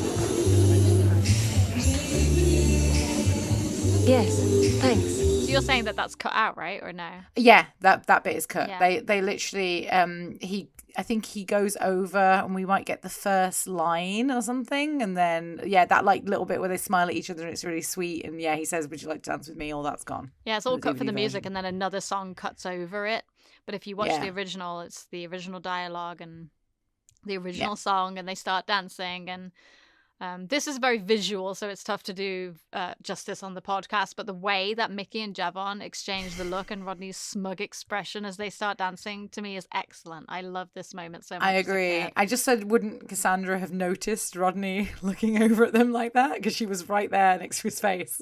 I don't know, but I really loved seeing Rodney win over those two, especially after what they did to him in Dates, because they ruined everything for him in Dates. So this was Gwyneth Strong's first scene that she shot. Oh. So that was just worth slotting It must annoy her that half of it's cut now in the DVD version. It must annoy her. It must annoy all of them. So yeah, any other notes on that scene before we cut back to the bar? I think the girl who approaches Jevon is like an acting class sketch. Like the way that she talks is like, "Jevon, not dancing tonight." Like it's just so over the top, unnecessarily over the top. So yeah, it's very funny. And even just again to show that Jevon is this ladies' man, it's just really funny that they pick her to do it. And the other girl as well. Like, no, honestly, the way he talks in that bit, what girl would think that was sexy? Like, honestly, it's ridiculous. Confidence is sexy, right? It is, but not to the point where it's like, if you happen to be there, I'll fuck you. Like, that's kind of what he's saying. It's like, that's so cringe. They do laugh. They do, but again, it's in that, not in sort of a, oh my God, what a weird, like, what a tosser kind of way. It's more like a, oh, okay, great, can't wait. Which is exactly what does happen because she's with him later in the scene. Right. So I also love how Rodney jumps in and defends Del from Mickey. That's really nice. And again, a recurring thing that Rodney always does. He's allowed to insult him, but no one else is. I think it's really interesting as well that Rodney is sort of portrayed as the like ugliest one or the less attractive one of the three, whereas actually I think Rodney's the best looking one out of the three. So that's quite interesting. And also, even if it's not about looks, it's about personality. I still think Rodney would come across the nicest out of the three because Mickey's like too invasive and Jevon is like a bit of a creepazoid in the way he speaks. So I would just think Rodney would be the winner in all areas, personality and looks. So yeah, I'm surprised that he's always portrayed as the one who can't get a girl. But of course, in this case, he can. And I just want to ask, how much money is a score? 20. 20, I thought it was. So that's 40 quid Rodney's won here, right? Yeah. And he bets 20 with Del later. So even if he loses the bet with Del, he's still £10 off on the deal. That's what I just said. Yeah. He's 20 quid off on the deal still. So yeah, I think, it's not like Rodney lost any money that night, basically, is what I'm saying. He actually still has 20 quid. I forgot that he won there, yeah. Yeah, and then I love how Cassandra just leaves her friend when Rodney comes over and asks, like, I would be like, oh, I'm sorry, I'm just gonna go and dance with this guy and I'll be back in a minute. And she's just like, okay, and she gets up and leaves her friend mid conversation, doesn't say anything. I think that's quite funny. And I said, wouldn't Cassandra have seen Rodney looking over at Mickey and Jevon? And also, wouldn't she have seen that he was standing with Mickey when she waves at him? Because Mickey then goes over to her, because that's when Jevon's on his way over. Because he says, oh, Jevon's fallen on stony ground. Rodney's looking at Cassandra, and then Cassandra waves at Rodney, seeing he's standing next to Mickey, and then Mickey goes over straight away afterwards. Yeah, but I feel like Cassandra, she doesn't even look at him. She barely looks at him. She just goes, no, straight away, right? True, yeah. But I don't know, I just feel like she would have thought there was something, because she also saw later on that they were together and they were friends. I think that she would have been a bit like, it's interesting these two guys came and asked me, and then Rodney came straight afterwards. I don't know, that would have made me suspicious. But yeah, that's all I had for that scene. It wouldn't have made me think they made a bet, though. I would have been like, oh, they hit on me too. No, it wouldn't have made me think, but I'd just be a bit like, oh, they all trying to get, like, with me. That's, like, a whole friendship group trying it on with me. That's a bit like, The only thing that I used to think when I was a kid wasn't Emma sitting there feeling like, why is everyone asking Cassandra to dance and nobody asking me? Yeah, exactly. Like, I'd feel really shit if I was her as well. Yeah. I mean, I have been in that position where I've been with a hotter friend and everyone's asked them and not me. Me too, yeah, that's the thing. But like, it's funny that, because there's nothing wrong with Emma at all. She's just sitting there, like, looking pretty, just like Cassandra, and like, I would maybe wonder why, but still. I think she was talking about a boyfriend, though, wasn't she, Emma, in the conversation? So maybe they overheard. But of course, these three we know, and nothing. It's not about that. They just want to date Cassandra for some reason. But yeah. Right. Anyway, that's all I had. Okay, so we cut back to the bar briefly, and this is where Trigger just arrives at the bar. Yeah. So Adele is still hanging out, having no luck with the ladies. But we see Trigger coming down the stairs in his signature blue suit now that we saw in Dates. Yeah. Yes, I wrote that too. So I think it's quite well-known trivia, but it is true, apparently, that Roger Lloyd Pack was not written in this scene originally. He happened to be about, he had a day off, and Sullivan took advantage of that. So it's crazy to think how unlikely, because Trigger's reaction in the scene that's coming up after the next scene cut with the fall, Trigger's reaction is almost 50% of why it's so funny. Yeah, totally agree. So it only really just occurred to me when I was writing notes for this that if you had been watching this for the first time back in the 1988, right? 1988? Yeah. That you would maybe wonder, is the Nag's Head gone? Because Del says here that he's a regular at the wine bar. Trigger comes in and says he's barred from the Nag's Head. And Del says, Mike's, Mike's well out of order these days. Out of order. Yeah. So I wonder if people thought, is this the new pub set? Because you've got Del, you had Rodney, you've got this barman talking to him, you've got Trigger arriving saying he's banned from the Nag's Head. So that's interesting. I wonder, because the Nag's Head isn't in this episode, which actually is strange in a way, because it continues the rest of the series. The Nag's Head is in every episode, like normal. Yes. So is it weird? Yeah. And did people think maybe the Nag's Head is gone? I thought that. I never even thought about that. Yeah, absolutely could have been the case. I keep trying to view the episodes through people who are watching it at the time's eyes. This is a new series, so I wondered, did they think that? But So Del tries to big up the new wine bar, and we get a few classic lines here from Trig. This is where a really strong part of the episode. This place is full of yuppie sorts. Yeah, we can't go wrong here. All we've got to do is learn their language. Why, they're foreign then? No. It's just that they're yuppies. They don't speak proper English like what we do. I mean, I've been ear-holding them. It's all yar, super and fab and all that game. Yeah. And they love to talk about money. It's their favourite subject. I mean, you chat about money and you can't fail to impress them. Yeah? Yeah, God's honest. I saw one of them old £5 notes the other day. So Del is going to show Trig how it's done, and he tries to demonstrate with the snobby girl at the end of the bar. He tries to pretend that he bought a few thousand shares of a department store earlier in the day and asks... Excuse me, sorry. How do you spell Arabs? Capital A. Capital A. Oh, I see. All right. Beam me up, snotty. So there's your first Star Trek reference, dude. Yeah. This little part of the scene ends with Trigger giving Del the stolen pork pie, and Del forgets that food is for wimps and takes a big bite of it. So that is the end of that little moment there. Do you have any notes? Yeah, first of all, I said I'd hate to date someone who speaks like that, like that woman. It's very poncy. And I said I really love that Del is giving Trig advice on how to pull these sorts of women when he hasn't had a single success yet doing it himself. I know. And I love the way that Del just eats that thing straight away. It's almost like he doesn't even look at what it is. He's like, do you want this? And he just takes a huge bite. And it's like, it could have been anything. Yeah. So yeah, I just think that's really funny. Like, if my friend gave me something that they'd had in their pocket, like loose to eat, I don't think I'd just eat it like that. So yeah, I think that's quite funny as well. But yeah, that's all I had for that This goes scene. back to this thing, about like Trigger stealing from Mike, because he stole the cigarettes, remember, at the granddad's funeral. Yeah, and now totally. He's like, oh, he accused me of stealing his bought pies. Obviously he did. Well, like, why is Trigger stealing from Mike? It's just kind of funny. But... Yeah, true. And obviously that Trigger being barred is taken away fairly quickly because he's there, I believe, in the next episode in Danger UXD. Yeah. So. You do always get this little bickering thing going on between Mike and Trigger. That's true, because he's complaining about the manky tomatoes in the next episode. And the beer and yeah. I wonder what it was about them. They just liked having them bickering, I guess. But Trigger was the original Karen. Trigger always had lots of complaints about Mike and his food and his beer and everything. So we cut back to the club, and now we see Rodney and Cassandra are leaving together. And the scene starts by panning across the club, and we see that Jevon is now doing very well with super flirty girl from earlier. Yes. And I don't know if this scene gets cut at all because of Lady in Red. No, it doesn't. And I wrote that. I was like, I can't believe Lady in Red didn't cut copyright flagged. Like, it doesn't. This scene's in it. Yeah, in the DVD version. Well, good. Yeah, good for the scene. And we see Mickey is alone, and Cassandra and Emma are actually walking together with Rodney following. So Rodney makes a mistake here. He shouldn't have stopped to say goodnight to Mickey.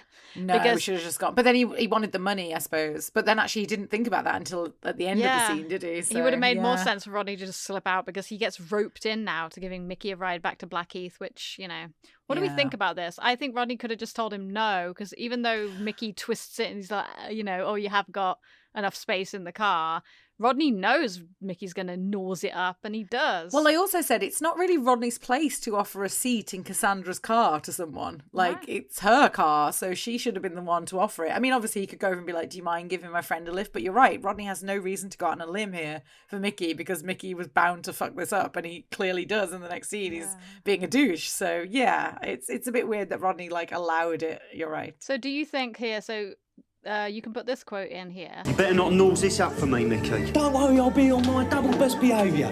The perfect gentleman. You better be. Promise. What's her friend's name? Emma. She do a turn. She do a turn. She do a turn. Okay, so you do think that's the line. I always thought the line was, is she a doer too? Oh. She a goer, is she? Yeah. Your wife a goer? Know what I mean? Wink, let's. Know what I mean? I always thought that was the line. So I wrote here that the line is, she do a turn, ? Yeah, would she do a turn? Because they talk about that she was a lesbian, and they're talking about her doing a turn, right? Back to not being a lesbian. I don't know. I just thought if she do a turn is like, would she fuck me? It's like another way of saying that, basically. That's what I thought it was. She'd do a turn from being a lesbian. Yeah. So So here Rodney grabs Mickey, shoves him up the wall, and we've never seen Rodney do this. This is like a Del move. So another sign that some things have changed. He got that move from Del. Yeah, because Mickey was always like sort of more intimidating to Rodney than Rodney was to Mickey until this point. Like Rodney was always like the timid one in that friendship, and Mickey's afraid of Rodney. Yeah, absolutely. I like that because also Rodney was able to scare Mickey by saying, "I'll tell Del what you said about his coat." Yeah. And I like that he uses Mickey's hat as a way of storing the money. I like to see that iconic hat getting used in that way. That's like a cool moment. Yeah, totally agree. So he grabs. But I will say this: when they make the bet, Rodney gives some coins to Mickey. Now that hat must be very tight on Mickey's head to stop the coins falling out the whole night. I think it's all in his hair. Like he's got coins. Like maybe, but again, like how knotted must his hair be to keep coins in place? It's true. That the coins would have come out and fallen out the second he sort of moved his head. Yeah, it's quite funny. That's the end of the scene, though. Anyway. Do you have any other notes? No, I don't have any more notes on that scene. So now we have reached what is the iconic bar scene with Del's fall. So it always makes this, like I said earlier, it hits in all the top countdowns of the top 20 funniest moments, and not just for Only Fools and Horses, but for British comedy overall. Ever. Yeah. So I'll do a little background on the scene and the idea, and then we'll do the breakdown, and then we'll both talk about how we feel about it if we haven't already, which we might have. Mm-hmm. So it's true that this, like many other moments and storylines, was inspired by a real-life event for John Sullivan. He describes this event in Lovely Jubbly. He says, "I was in a pub in Balham Hill with some mates. On one table were 3 or 4 girls, and at the bar, these guys were showing off to the girls. One of the guys leant forward to light his cigarette from his mate's lighter, and as he did, the barman came over and lifted the flap up. The bloke leant back against the bar very coolly and fell through. He didn't hit the floor, but he stumbled and grinned as if to say he'd done it on purpose. It was so funny, and I thought, I have to use that someday." So he had discussed this idea with David Jason and the director, Tony Dow. He said he didn't see Del stumbling, and David agreed. David said, "I'm just going to go straight down." To Del's mind, he thought he was too cool now that he was a yuppie. Sullivan knew the straight down fall was going to be very difficult because human nature is always to stick your hands out as you fall. Yeah. So you can watch lots of interviews with David Jason talking about this moment, and he pretty much always says the same thing, that he knows how hard it was going to be to do the fall because it's so difficult not to just put your arms out or bend or brace yourself. So a couple more notes. Bend. A couple more notes about the fall. So it was rehearsed after all of the other cast members went home. Just David Jason and William Thomas, the actor that played the barman. In rehearsals, it was just a board on top of some chairs. And it was only worked into the episode at the very end of the week. David Jason rehearsed a lot for this scene because he knew that when he did it on the night in front of the live studio audience, the gag would lose something if it had to be repeated. Yes. So they had to get it perfect. And do you know how many takes they took to get it perfect? I feel like 1. Yeah, 1. Right. Yeah. So they got it right in 1 take. This is a quote from William Thomas, the actor that played the barmaid, the barman. He said, "My wife was in the audience that night, and it was quite something to be a part of. All I can remember was David's line, 'We're on a winner here, Trig,' which was his cue to lift the flap and walk across the back of the set, and then this huge explosion and a roar of laughter. I don't think people could believe what they had just seen. It was just such a magical moment. We did it once, just 1 take. It was a Wendy House moment. Yeah. So there was a small crash mat behind the bar. I've seen many people say they can see it. I have looked carefully. I cannot see it. It might just be because my laptop is not clear or big enough. But I can't see it either, dude, on mine. Yeah. I don't know what people are seeing, and I would love to be shown. I think they might see... I think you may see a slight, uptick of David Jason at the very bottom of the screen after he's fallen, which is like his leg or his arm going up. Right. I think that's probably what people are thinking as the crash mat. Maybe, yeah. Yeah. So let's go to the scene breakdown. So we just start by seeing Del and Trigger are still discussing women, and Trigger warns Del that he better hurry up. It's going to be closing time soon. I don't know what time of night do you think this is? Because the bars close at 11 p.m. I guess it's about 11, because... Yeah. Because later in the scene, it's before midnight. So all of this stuff with Mickey going to the Down by the Riverside Club, Del going to the Down by the Riverside Club and going home is all within an hour. Yeah. But the only thing we don't know is how long it takes Rodney to walk home. But I would say, this is probably about 11-ish or coming up on 11. We know that it's not midnight yet when Rodney's in the flat because he says that he has to call Cassandra before midnight. Yeah. So it's all within the space of an hour. I would say this is just before 11, but let's say Adele can drive home from the wine bar immediately at that point when he falls over and be home within 10 or 15 minutes, and Rodney probably arrives about 10 to midnight, quarter to midnight. So totally believable. Yeah. But then Rodney's walk home would have maybe been about half an hour, which again, probably realistic. Trigger warns Del that he better hurry up and it'll be closing time soon. And then we see a woman giving Del the eye. I think we're on a winner here, Trig. All right? Play it nice and cool, son. Nice and cool, you know what I mean? I bet that woman is so chuffed that she got all this fame from that tiny little moment. She doesn't have a line, but she is so recognisable from this moment in comedy history, like just for looking at David Jason. I don't know her name, and I actually think that them not showing her reaction is kind of part of the comedy here, because here's a few notes I made about this. So I noted that David Jason's movement from the bar flap is insanely subtle. So subtle that when I was a kid, I didn't understand why he fell over. I knew he fell over, but I didn't understand why. Because, like, if you see, he just leans very slightly to the side to talk to Trigger, and then he falls back. So I guess I thought he was drunk or something when I was a kid. I didn't really know. But well, because that's also implied later in the episode by Albert. And when we were a kid, we probably didn't realise the subtlety in that moment. Yeah, it really is maybe an inch at most. He moves away. And the barman is just so quick, like he just walks past in the background. Trigger's reaction, I think we've said, is one of the best parts of this. I love the way that Del's still talking as he starts to fall. He's just so flawless. David Jason's walk out of the bar afterwards is also very, very funny. I love it. And like I said, I think it's deliberately they didn't show the woman's reaction, because I don't know how you would react as a woman in the situation. So I think that would have lost something. I think we only see Trigger and Del, and then they leave, and it's so good. Absolutely. Yeah. What about you? What are your thoughts? Yeah, I mean, you're right. It all works together. It's so many different elements and to make that moment. If it had just been David Jason falling over, if Trigger hadn't been there to react, if David Jason hadn't stood up the way that he did, like even the way he reacts himself to the moment afterwards, and Del, how dishevelled he looks when he stands up and his drink's gone and like everything. It's just it's just a perfectly choreographed moment. And, you know, you can really see the amount of rehearsal that took, because they really did get it right.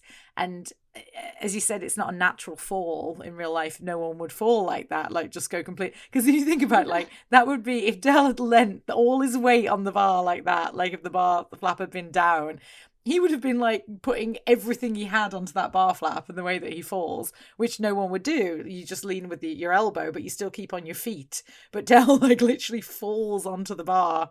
It would be, you know, in that situation. So yeah, of course it's not realistic, but obviously even the angle of sort of where it was filmed from, even, or the one that they chose, they probably filmed it from multiple angles, but the angle they chose to show it from, it's just perfectly done. Because seeing that happen in the background and then Del not noticing and just going, and the barman just like not giving a fuck and walking out, not knowing what he's just done.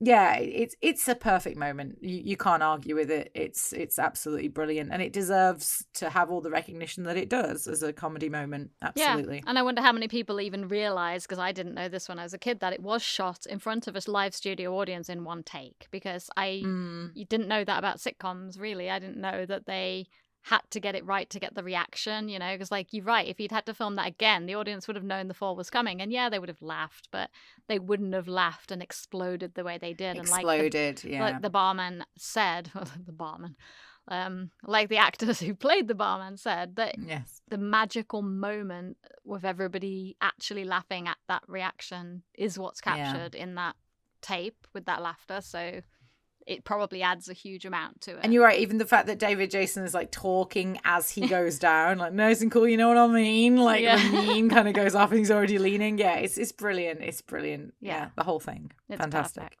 Moving on from that, we cut back to the scene inside Cassandra's car, and we see that poor Emma is stuck in the back seat with Mickey. He's uncomfortably close to her Yeah, that's what I wrote. He's definitely nosing it up for Rodney. Yeah. Emma was played by Francesca Brill, who was doing a little acting around this time, but she's actually a writer, still active to this day. No acting credits after 1995, so she moved away from acting. Maybe Mickey put her off. But again, what a wonderful acting credit to have on your CV. Yeah. To have been in Only Fools and Horses. I think she's actually being very polite and patient with Mickey, but she is. But he's not really getting how obnoxious he's being. Hey, you heard of a drink around there called the Down by the Riverside Club? No, can't say I've ever heard of that either. Where is it? Oh, well, it's Down by the riverside, isn't it? It's got a terrible reputation, full of unsavoury characters. Well, I'm a member. Beg your pardon? That's all right, darling. I didn't even hear it. Didn't even hear it. Oh, please, God. All right, fair enough. You get a few unsavoury characters get in there, but we enjoy ourselves. So do lynch mobs. Oh, bit too. Just for that, I'm not going to let you give me a kiss goodnight. Oh, God. So they pull up outside Cassandra's house to drop Emma off, and this is where Mickey does leave, luckily for Rodney. So I think this whole part is just so Rodney can see her street and to show that Cassandra lives in a nice house, but Cassandra wanted to have that moment alone with Rodney. So she drops Emma off and Mickey disappears and they're alone. I do wonder if Rodney actually got this idea because of Mickey, though. Like, that's probably another reason Mickey had to be there, because Mickey's the one who actually says, like, oh man, she's gonna like get a right culture shock going back to your place after this. So I think Rodney might have actually just not thought about it if Mickey hadn't said that. I really like the fact, because with the extended episode times, we get to see a lot more of the side characters' kind of interactions with the cast. Yeah. And Mickey here gets a lot of character development in this episode, not necessarily good things for his character, but, obviously Patrick Murray plays him so well. And he actually is able to plant the seed in Rodney's head. And, it wasn't Del that did it. Rodney saw all those houses earlier, and now he's starting to actually think exactly like Del did all those years ago, that he's not good enough for her. Yeah. You actually see his face fall when Mickey says... It's going to be a bit of a culture shock for Cassandra when she drops you off at Nelson Mandela House, isn't it? So he doesn't mean anything by it, but Mickey's being incredibly casual. But the snob in Rodney comes racing to the surface. So Cassandra comes back over and we do get a little exchange of dialogue that's quite flirty. She does look genuinely hurt when Rodney says that he asked her to dance for a bet. So I think he's able to diffuse it. And I think that shows Rodney's maturity. But then he does a full 180 when she suggests that he lives on the near area estate. He suddenly becomes a kid. I don't live in a near area estate. I thought Mickey said. Mickey lives on a near area estate. I live near it. What, past it? What, quite a long way past it.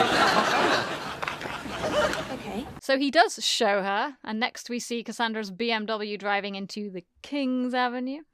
So this is our second big real-life influence in this episode that we get from John Sullivan. This is another true story from his youth. And if you remember all the way back to the very first episode of our podcast, we mentioned that Rodney was the character that John Sullivan felt was most like himself.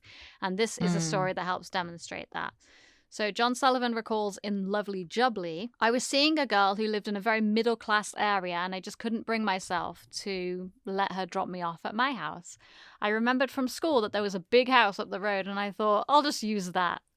I didn't go through all the pain Rodney went through, but I did have to walk about 2 miles home, although it wasn't raining.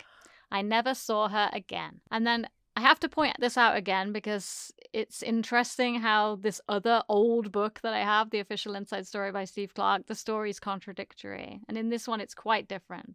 So in that book, he says he only met the girl that night. It did rain heavily on his way home. So I don't know what's true, but I'm guessing that Lovely Jubbly might be more accurate because it was more recently written and has Jim Sullivan as one of the writers along with Mike Jones. But it's interesting because you don't know where necessarily sources are from. When you hear a quote, you assume that's something someone knows they said. So I don't know, but the two stories are different. So this is the same house that Del and Rodney were in front of earlier, I think. So Cassandra starts to compliment the road and the house, and Rodney just tries to pretend to be humble. I don't notice it really, just a place to lay my head. Oh, good. My brother got the car home safely. This is such a Del thing that Rodney's doing here. Yes. So Rodney actually gives Cassandra his number, which, if you're going to pretend you live in a big house and have a different car, don't you think this is going to come up? Why? Yeah, exactly. I wrote that down as well. But this is very sweet, their first kiss. It's very nice. And I love the way that Rodney tries to dive in for more and she pulls away. This is the same angle, the same type of kiss as Chain Gang as well, the car kiss. But obviously that time Rodney's proper going for it. And Del makes a comment about it. Yes, that's true. But I think this is really sweet and nice. And I agree. And very subtle, but the shot makes a point of Rodney grabbing his coat from the back seat, which I think is clever because, they do get their coats mixed up. So he gets out the car, and this bit for me as a kid was always one of my favourite moments, the way that he just starts going, Please drive away. Bye. I'm home. Yeah, I agree with you. So he's a bit like a ventriloquist here. And he does do this in some other times throughout the series. This is just such a classic Nick Lyndhurst comedy moment, and I think a lot of people remember it. I think he honestly, when he sees the people in the window at the house, he couldn't make himself look more suspicious after Cassandra does drive away. He dives behind the gate, as if he's some kind of a robber. As though Cassandra doesn't have any rear view mirrors. Yeah. And then we get the double kick. Obviously, it starts cracking thunder. Rodney pulls on the coat and realizes that it's Cassandra's. So, although Cassandra did not get her coat from Dal, right? So it would have been a real raincoat. I don't know. That's the only thing. Yeah, and also it looks a bit bigger in the next scene. Even when he comments that it's shrunk, it looks like it fits him a bit better than it does in this. I scene. actually don't think a coat for Gwyneth Strong would have fit over his. No, definitely not. But anyway, it starts pouring with rain, and we get a classic Rodney line. Cosmic. And that's it. Any other notes on that scene, dude? So, first of all, I said, why didn't Rodney choose something not quite as upmarket as the King's Avenue? I mean, he didn't have to go that far. He could have chosen something that was a bit more like Cassandra's place, not as posh as that. Because, that would have been a very difficult thing to lie about if he wanted to see her again, which he clearly did. What was he planning to do? But this is the same with Dell, as you said in Dates, lying to Raquel. It's why tell all these lies when eventually it's going to come out if you actually end up together? Exactly. I also said it's more forward and confident, I think, to give your number to someone than to ask for someone else's, because it's you're going to want my number. That's a very confident thing to do. And again, that confidence, we don't see it in Rodney very often. So, but it's also a good way to not get rejected, I suppose, because if you give your number to someone, it's not like if you ask someone for their number and then they go, actually, no, I don't want to give you my number. That's rejected. Actually, I think it's the opposite. I think if you give someone your number, then you wait for them to ring, and then you're upset. So you think it's more confident to ask for someone's number, is what you mean? Well, right? I think either way you're screwed, because if you ask for someone's number and you call them and they don't call you back, you're rejected. But I actually think if you just give someone your number, then you might be waiting. Nowadays it would be for text, but you'd be waiting for the phone to ring. It'd be like that bit in Clueless where the phone's like, duh. Yeah, true. Well, but I think it's less painful to give your number to someone and not have them call you than it is for you to call someone and them to actually be not answer you or reject you.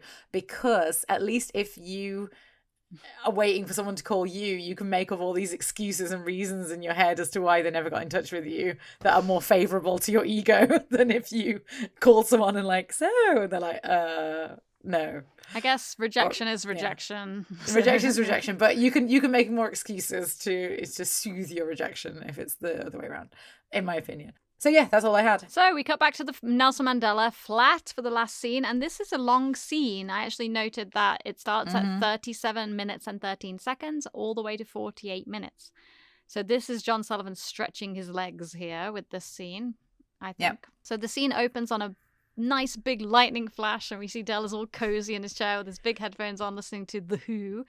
Albert shuffles in the background and tries to get his attention, and we learn that it was an aftermath of the fall. Del! What you want to do that for, you soppy old duffer? Bloody hell, I don't realise my own strength. It's got nothing to do with your strength. I was having a few drinks earlier this evening in a very trendy wine bar with some of my yuppie friends, and I happened to fall arse over head. Important note for the end of the scene here that Albert is gathering the rubbish and he puts the bag on the chair ready to go out on the dining chair. So Del finally lets Albert cook him some food now. He says, do me a health-conscious fry-up, will you? And as he's putting the record away, the door slams and we see a very sorry-looking, soaked Rodney. All right. Terrific. What's it like out? There's a few spots of rain in the air. I love his face. I know that he's not angry with Del in this moment, but it comes across like he is. Yeah. But actually, it's almost like he blames Del for the rain. It's just a really interesting moment. But of course, as I said, I always say I love Nick Lyndhurst's angry face and angry voice. I think he does it so well. The stroppy version of Rodney, he does it so well. Yeah, exactly. So there is a lot of dialogue in this scene, and I will try not to linger too long, and I'll try not to leave out anybody's favourite lines, but, you know, when you've got a dialogue-heavy scene this long, stuff's going to get left out. So. Yeah. Del tells Rodney that he ran into Mickey Pierce, and he knew that Rodney had met a posh tart and that she'd given him a lift home, so he is pretending to be confused here as to why Rodney's soaked, even though we know he knows why. Oh, she got a convertible? No. I asked her to drop me off halfway. I fancied a walk. What, in this weather? Lots of people enjoy walking in the rain. Yes, I know, but they're usually recaptured very quickly. This reminds me of Grandad's line in Friday the 14th with the, you might be mad, he'd have to be bloody stupid. Yeah. So Del has a very knowing look on his face now, and he just comes right out with it. He tells Rodney that he knows exactly what happened tonight and makes a bet with Rodney. And Rodney is very adamant that there's no way he can know, so he takes the bet, but Rodney really shouldn't have. We hear Del's account of what happened, and it is amazingly accurate. You saw her house, and the snob in you came racing to the surface. And you thought, oh, how can I take her back to Nelson Mandela? How? Del seems to know everything, including the King's Avenue part, and Rodney is shaking his head, but he does have to admit defeat, albeit reluctantly. You didn't have to talk a load of rubbish. Is that the truth? Yes, thank you very much indeed. Del is elated and leaves the room. You're like an open book, my son, and it's thicker than my Filofax. Double your money, try to get rich. I'll file your bloody facts. Rodney is super annoyed, and he files Del's bloody facts in the rubbish bag. So double your money, try to get rich is not in the script, and Rodney's line in the script is actually, I'll file your facts for you. So we can see that they changed a few things there on the night. Bit of improv. Albert comes back in and swoops up that bag just in time. Del comes back in, and honestly, I think it's very sweet here, the way he is with Rodney. He explains that he understands the reasons that Rodney did what he did. And he opens up by telling him a very sweet story about his past. He tells Rodney that he was dating a girl from Texas, and he met her while he was working in the Tower of London. A lot of people know that David Jason actually did work in the Tower of London when he was an electrician. So maybe an inspiration for this tale. I was doing the old happy snaps, you know, second-hand brownie, no film, pound ago, lovely jubbly. You said that he says lovely jubbly in the first scene. Does, I wrote here that he said lovely jubbly for the first time, which I guess you're saying is wrong. But in this case, he is talking about a lovely jubbly, the ice lolly from the 50s. And I do think this is the only time in Only Fools and Horses when lovely jubbly is used in its official way as a lolly. And I thought people laughed at this and they thought, oh, we'll have lovely jubbly become one of Del's sayings. But what were those ice lolly things that were like a triangle? What were they called? Well, that's what a lovely jubbly kind of looks like. It's quite a cool callback in Rock and Chips. They have a poster for a lovely jubbly on the wall in the market where Del hangs out. So I think that's quite cool. That is what they were called, right? The ones we had when we were kids, the triangles, yeah. when you freeze them and you push them out. Sun lolly or something? I thought there was something jubbly, but it might not have been lovely jubblies. I thought they were called sun lollies. Sun lollies were a thing too, but I don't think it was those. And I have to Google it. All right, yeah, carry on you have to talking. Google it. Google it while I talk. So basically, Del tells Rodney that he and this girl fell deeply in love with each other, and she paid him a great compliment by saying that he reminded her of the day John F. Kennedy died. Rodney is shocked by this. And that's the nicest compliment you've ever had. Yeah, but don't you see what she meant? No. Well, I like to think that she meant that everyone remembers where they were the day they met Del Trotter. She might not have meant that. Well, what else could she have meant? Well, I don't know. Perhaps she meant you look like Lee Harvey Oswald. Albert comes in and says that Del does look a bit like Lee Harvey Oswald. Have you looked up Lee Harvey Oswald, dude? I don't think they look that similar, but I wonder if the whole first part I of don't the think they story- look similar either. No, I have seen pictures of Lee Harvey Oswald, and I don't think they look similar either. By the way, Jubblies they were called, not Lovely Jubblies, but yeah. So maybe they are just the same thing, Jubblies, yeah. They were in the 1960s up until the 1990s, so yes, I think they were the same thing. It does ring a bell, having them at Nan's, maybe, Jubblies. Yeah. So summing up, Del tells Rodney that he had the same struggle of shame over his home when he was dating Peggy Sue. He was afraid to bring her home, but admits that he did. And here, the story from the opening scene comes full circle. Well, it was one Sunday years ago now. Well, where was I? You was down at Mountbatten Estate selling them gas conversion kits. You bastard! bastards! You sent me all the way down here knowing I had chicken pox just so as you and Annie bloody Oakley could have the flat to yourselves. So I think this is actually something that we haven't seen done before, and this is a sign of, you know, the longer episode time and John Sullivan being able to write more. We've never had a story about Del's late 20s dating, trying to deal with a younger Rodney. No. It's really sweet to hear him being vulnerable enough to admit to Rodney how he felt about Peggy Sue. And That's not a name, you know that, right? No, I know, but that's the only name we have. So. We have Annie Bleeding Oakley. The Texan woman. We have Annie Bleeding Oakley from...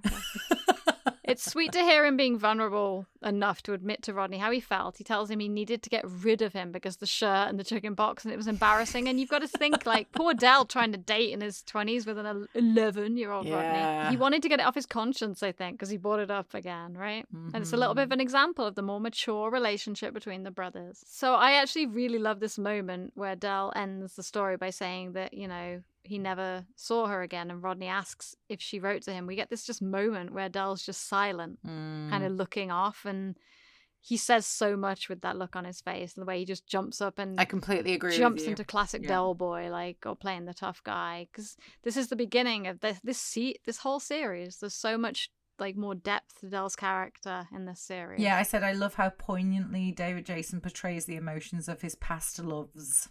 Yeah. It's taken more seriously than like the part in Watching the Girls Go By with the yogurt commercial. Like that's like the funny version of Del like talking about love, but this is like, yeah, like he actually, you can see the pain in that moment when he thinks about that he never saw her again, and the reason that was probably because, you know, she thought he was poor and didn't want to get involved, and that's painful, of course. It seems to me just the way that Rodney asks him, did she write to you? His anger has gone away. He's now being supportive, and they seem to have bonded closer.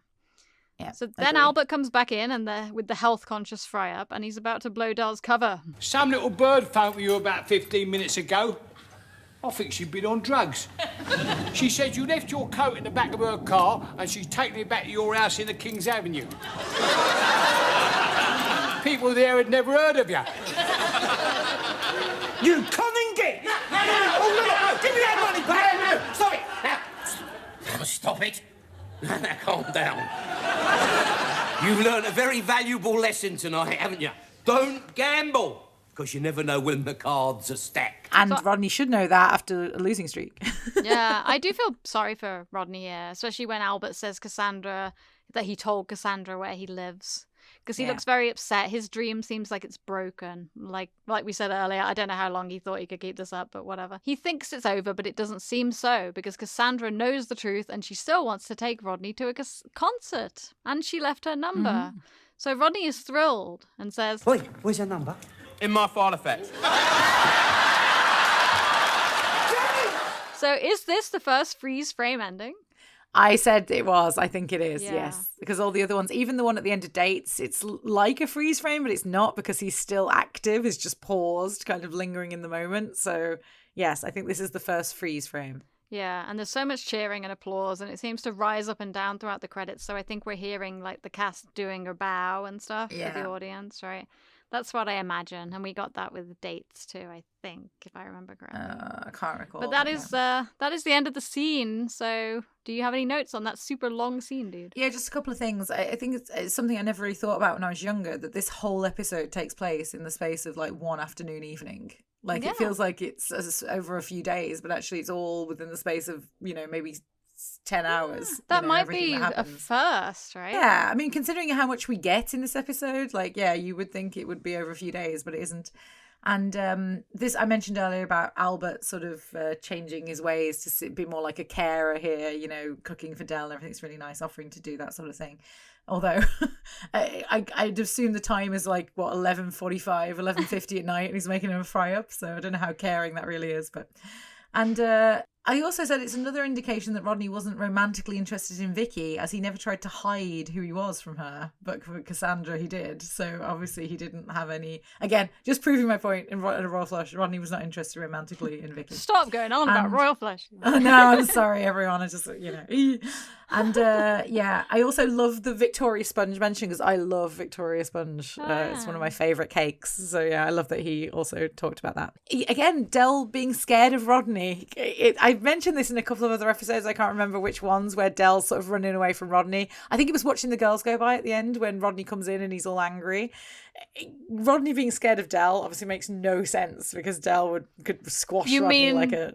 Del being scared of Rodney makes no sense. What did I say? Yes, I did. Sorry. God, that's the time of the night. Once again, it's the middle of the night for me recording this. But yes, Del being afraid of Rodney doesn't make any sense. Rodney being afraid of Del makes sense. So it's just funny that he does actually, because Rodney looks like he could kill Del if he got hold of him when he says, "You calling it?" Yeah. Like, it really looks like he's going to attack him. But Del, obviously diffuses things. And I think that was everything that I had for this scene, for this episode. Yeah, so for the episode. So if that's all that we have, then why don't we move on to our awards segment? We've won! Well, what are you going on about, Rodders? We've won! As always, we have 3 awards to announce this week, and we'll start with Plonker of the Week. Are you two going to be plonkers for the rest of your lives? So for Plonker of the Week, we each nominate a plonker, and we discuss who will win. So, dude, who is your plonker this week? My plonker nomination for this week is Rodney. Okay. Just purely because he... I understand why, but he fell into that trap where he lied about who he was to impress a woman, and he didn't need to. I mean, we see he does marry Cassandra. I know that he didn't know that at the time, but if he wanted a future with her, then, yeah, lying is not good. You shouldn't tell those kinds of lies. Yes. Yeah, I mean, I nominated Mickey Pierce because he's so obviously a plonker here, like embarrassing his friend, making bets on women. Yeah, telling Del about what Rodney had done, or tell Del that Rodney was, I mean, but Mickey Pierce is always a plonker in every episode he's in, so it's very difficult to not, to nominate him for that. So, but I'm happy to go with Rodney because Rodney has a much bigger arc in this episode about what a plonker he is. Yes, I agree. And so far I think Mickey Pierce has been the plonker in every episode he's been in almost. That's what I mean. That's what I said. Mickey Pierce is always a plonker. This is the difficult thing. His character is that he's a plonker. Yeah. So yeah, it's very difficult not to nominate him. So yeah, we'll give it to Rodney. So Rodney is plonker of the week. Cause bloody Mick. So for this week, I'm going to do the best line of the episode and Jenny's going to do the best moment. So I have 3 nominations for the best line. One of them is, I'm glad somebody's owned app, because I really like that that comment from Rodney. But to get that one, you kind of have to hear the beginning, the part that comes before it. But yeah. The sunglasses on a bloke with one ear line, I think is really funny. Oh, actually, I have 4 nominations, sorry. And 15 minutes from the grand. I really like that delivery from Albert.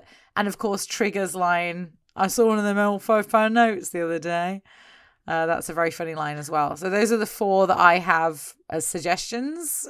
Do you have any other suggestions? Any honourable mentions you want to put in the pot before we decide? No, you can go ahead and we can decide from those. Yeah.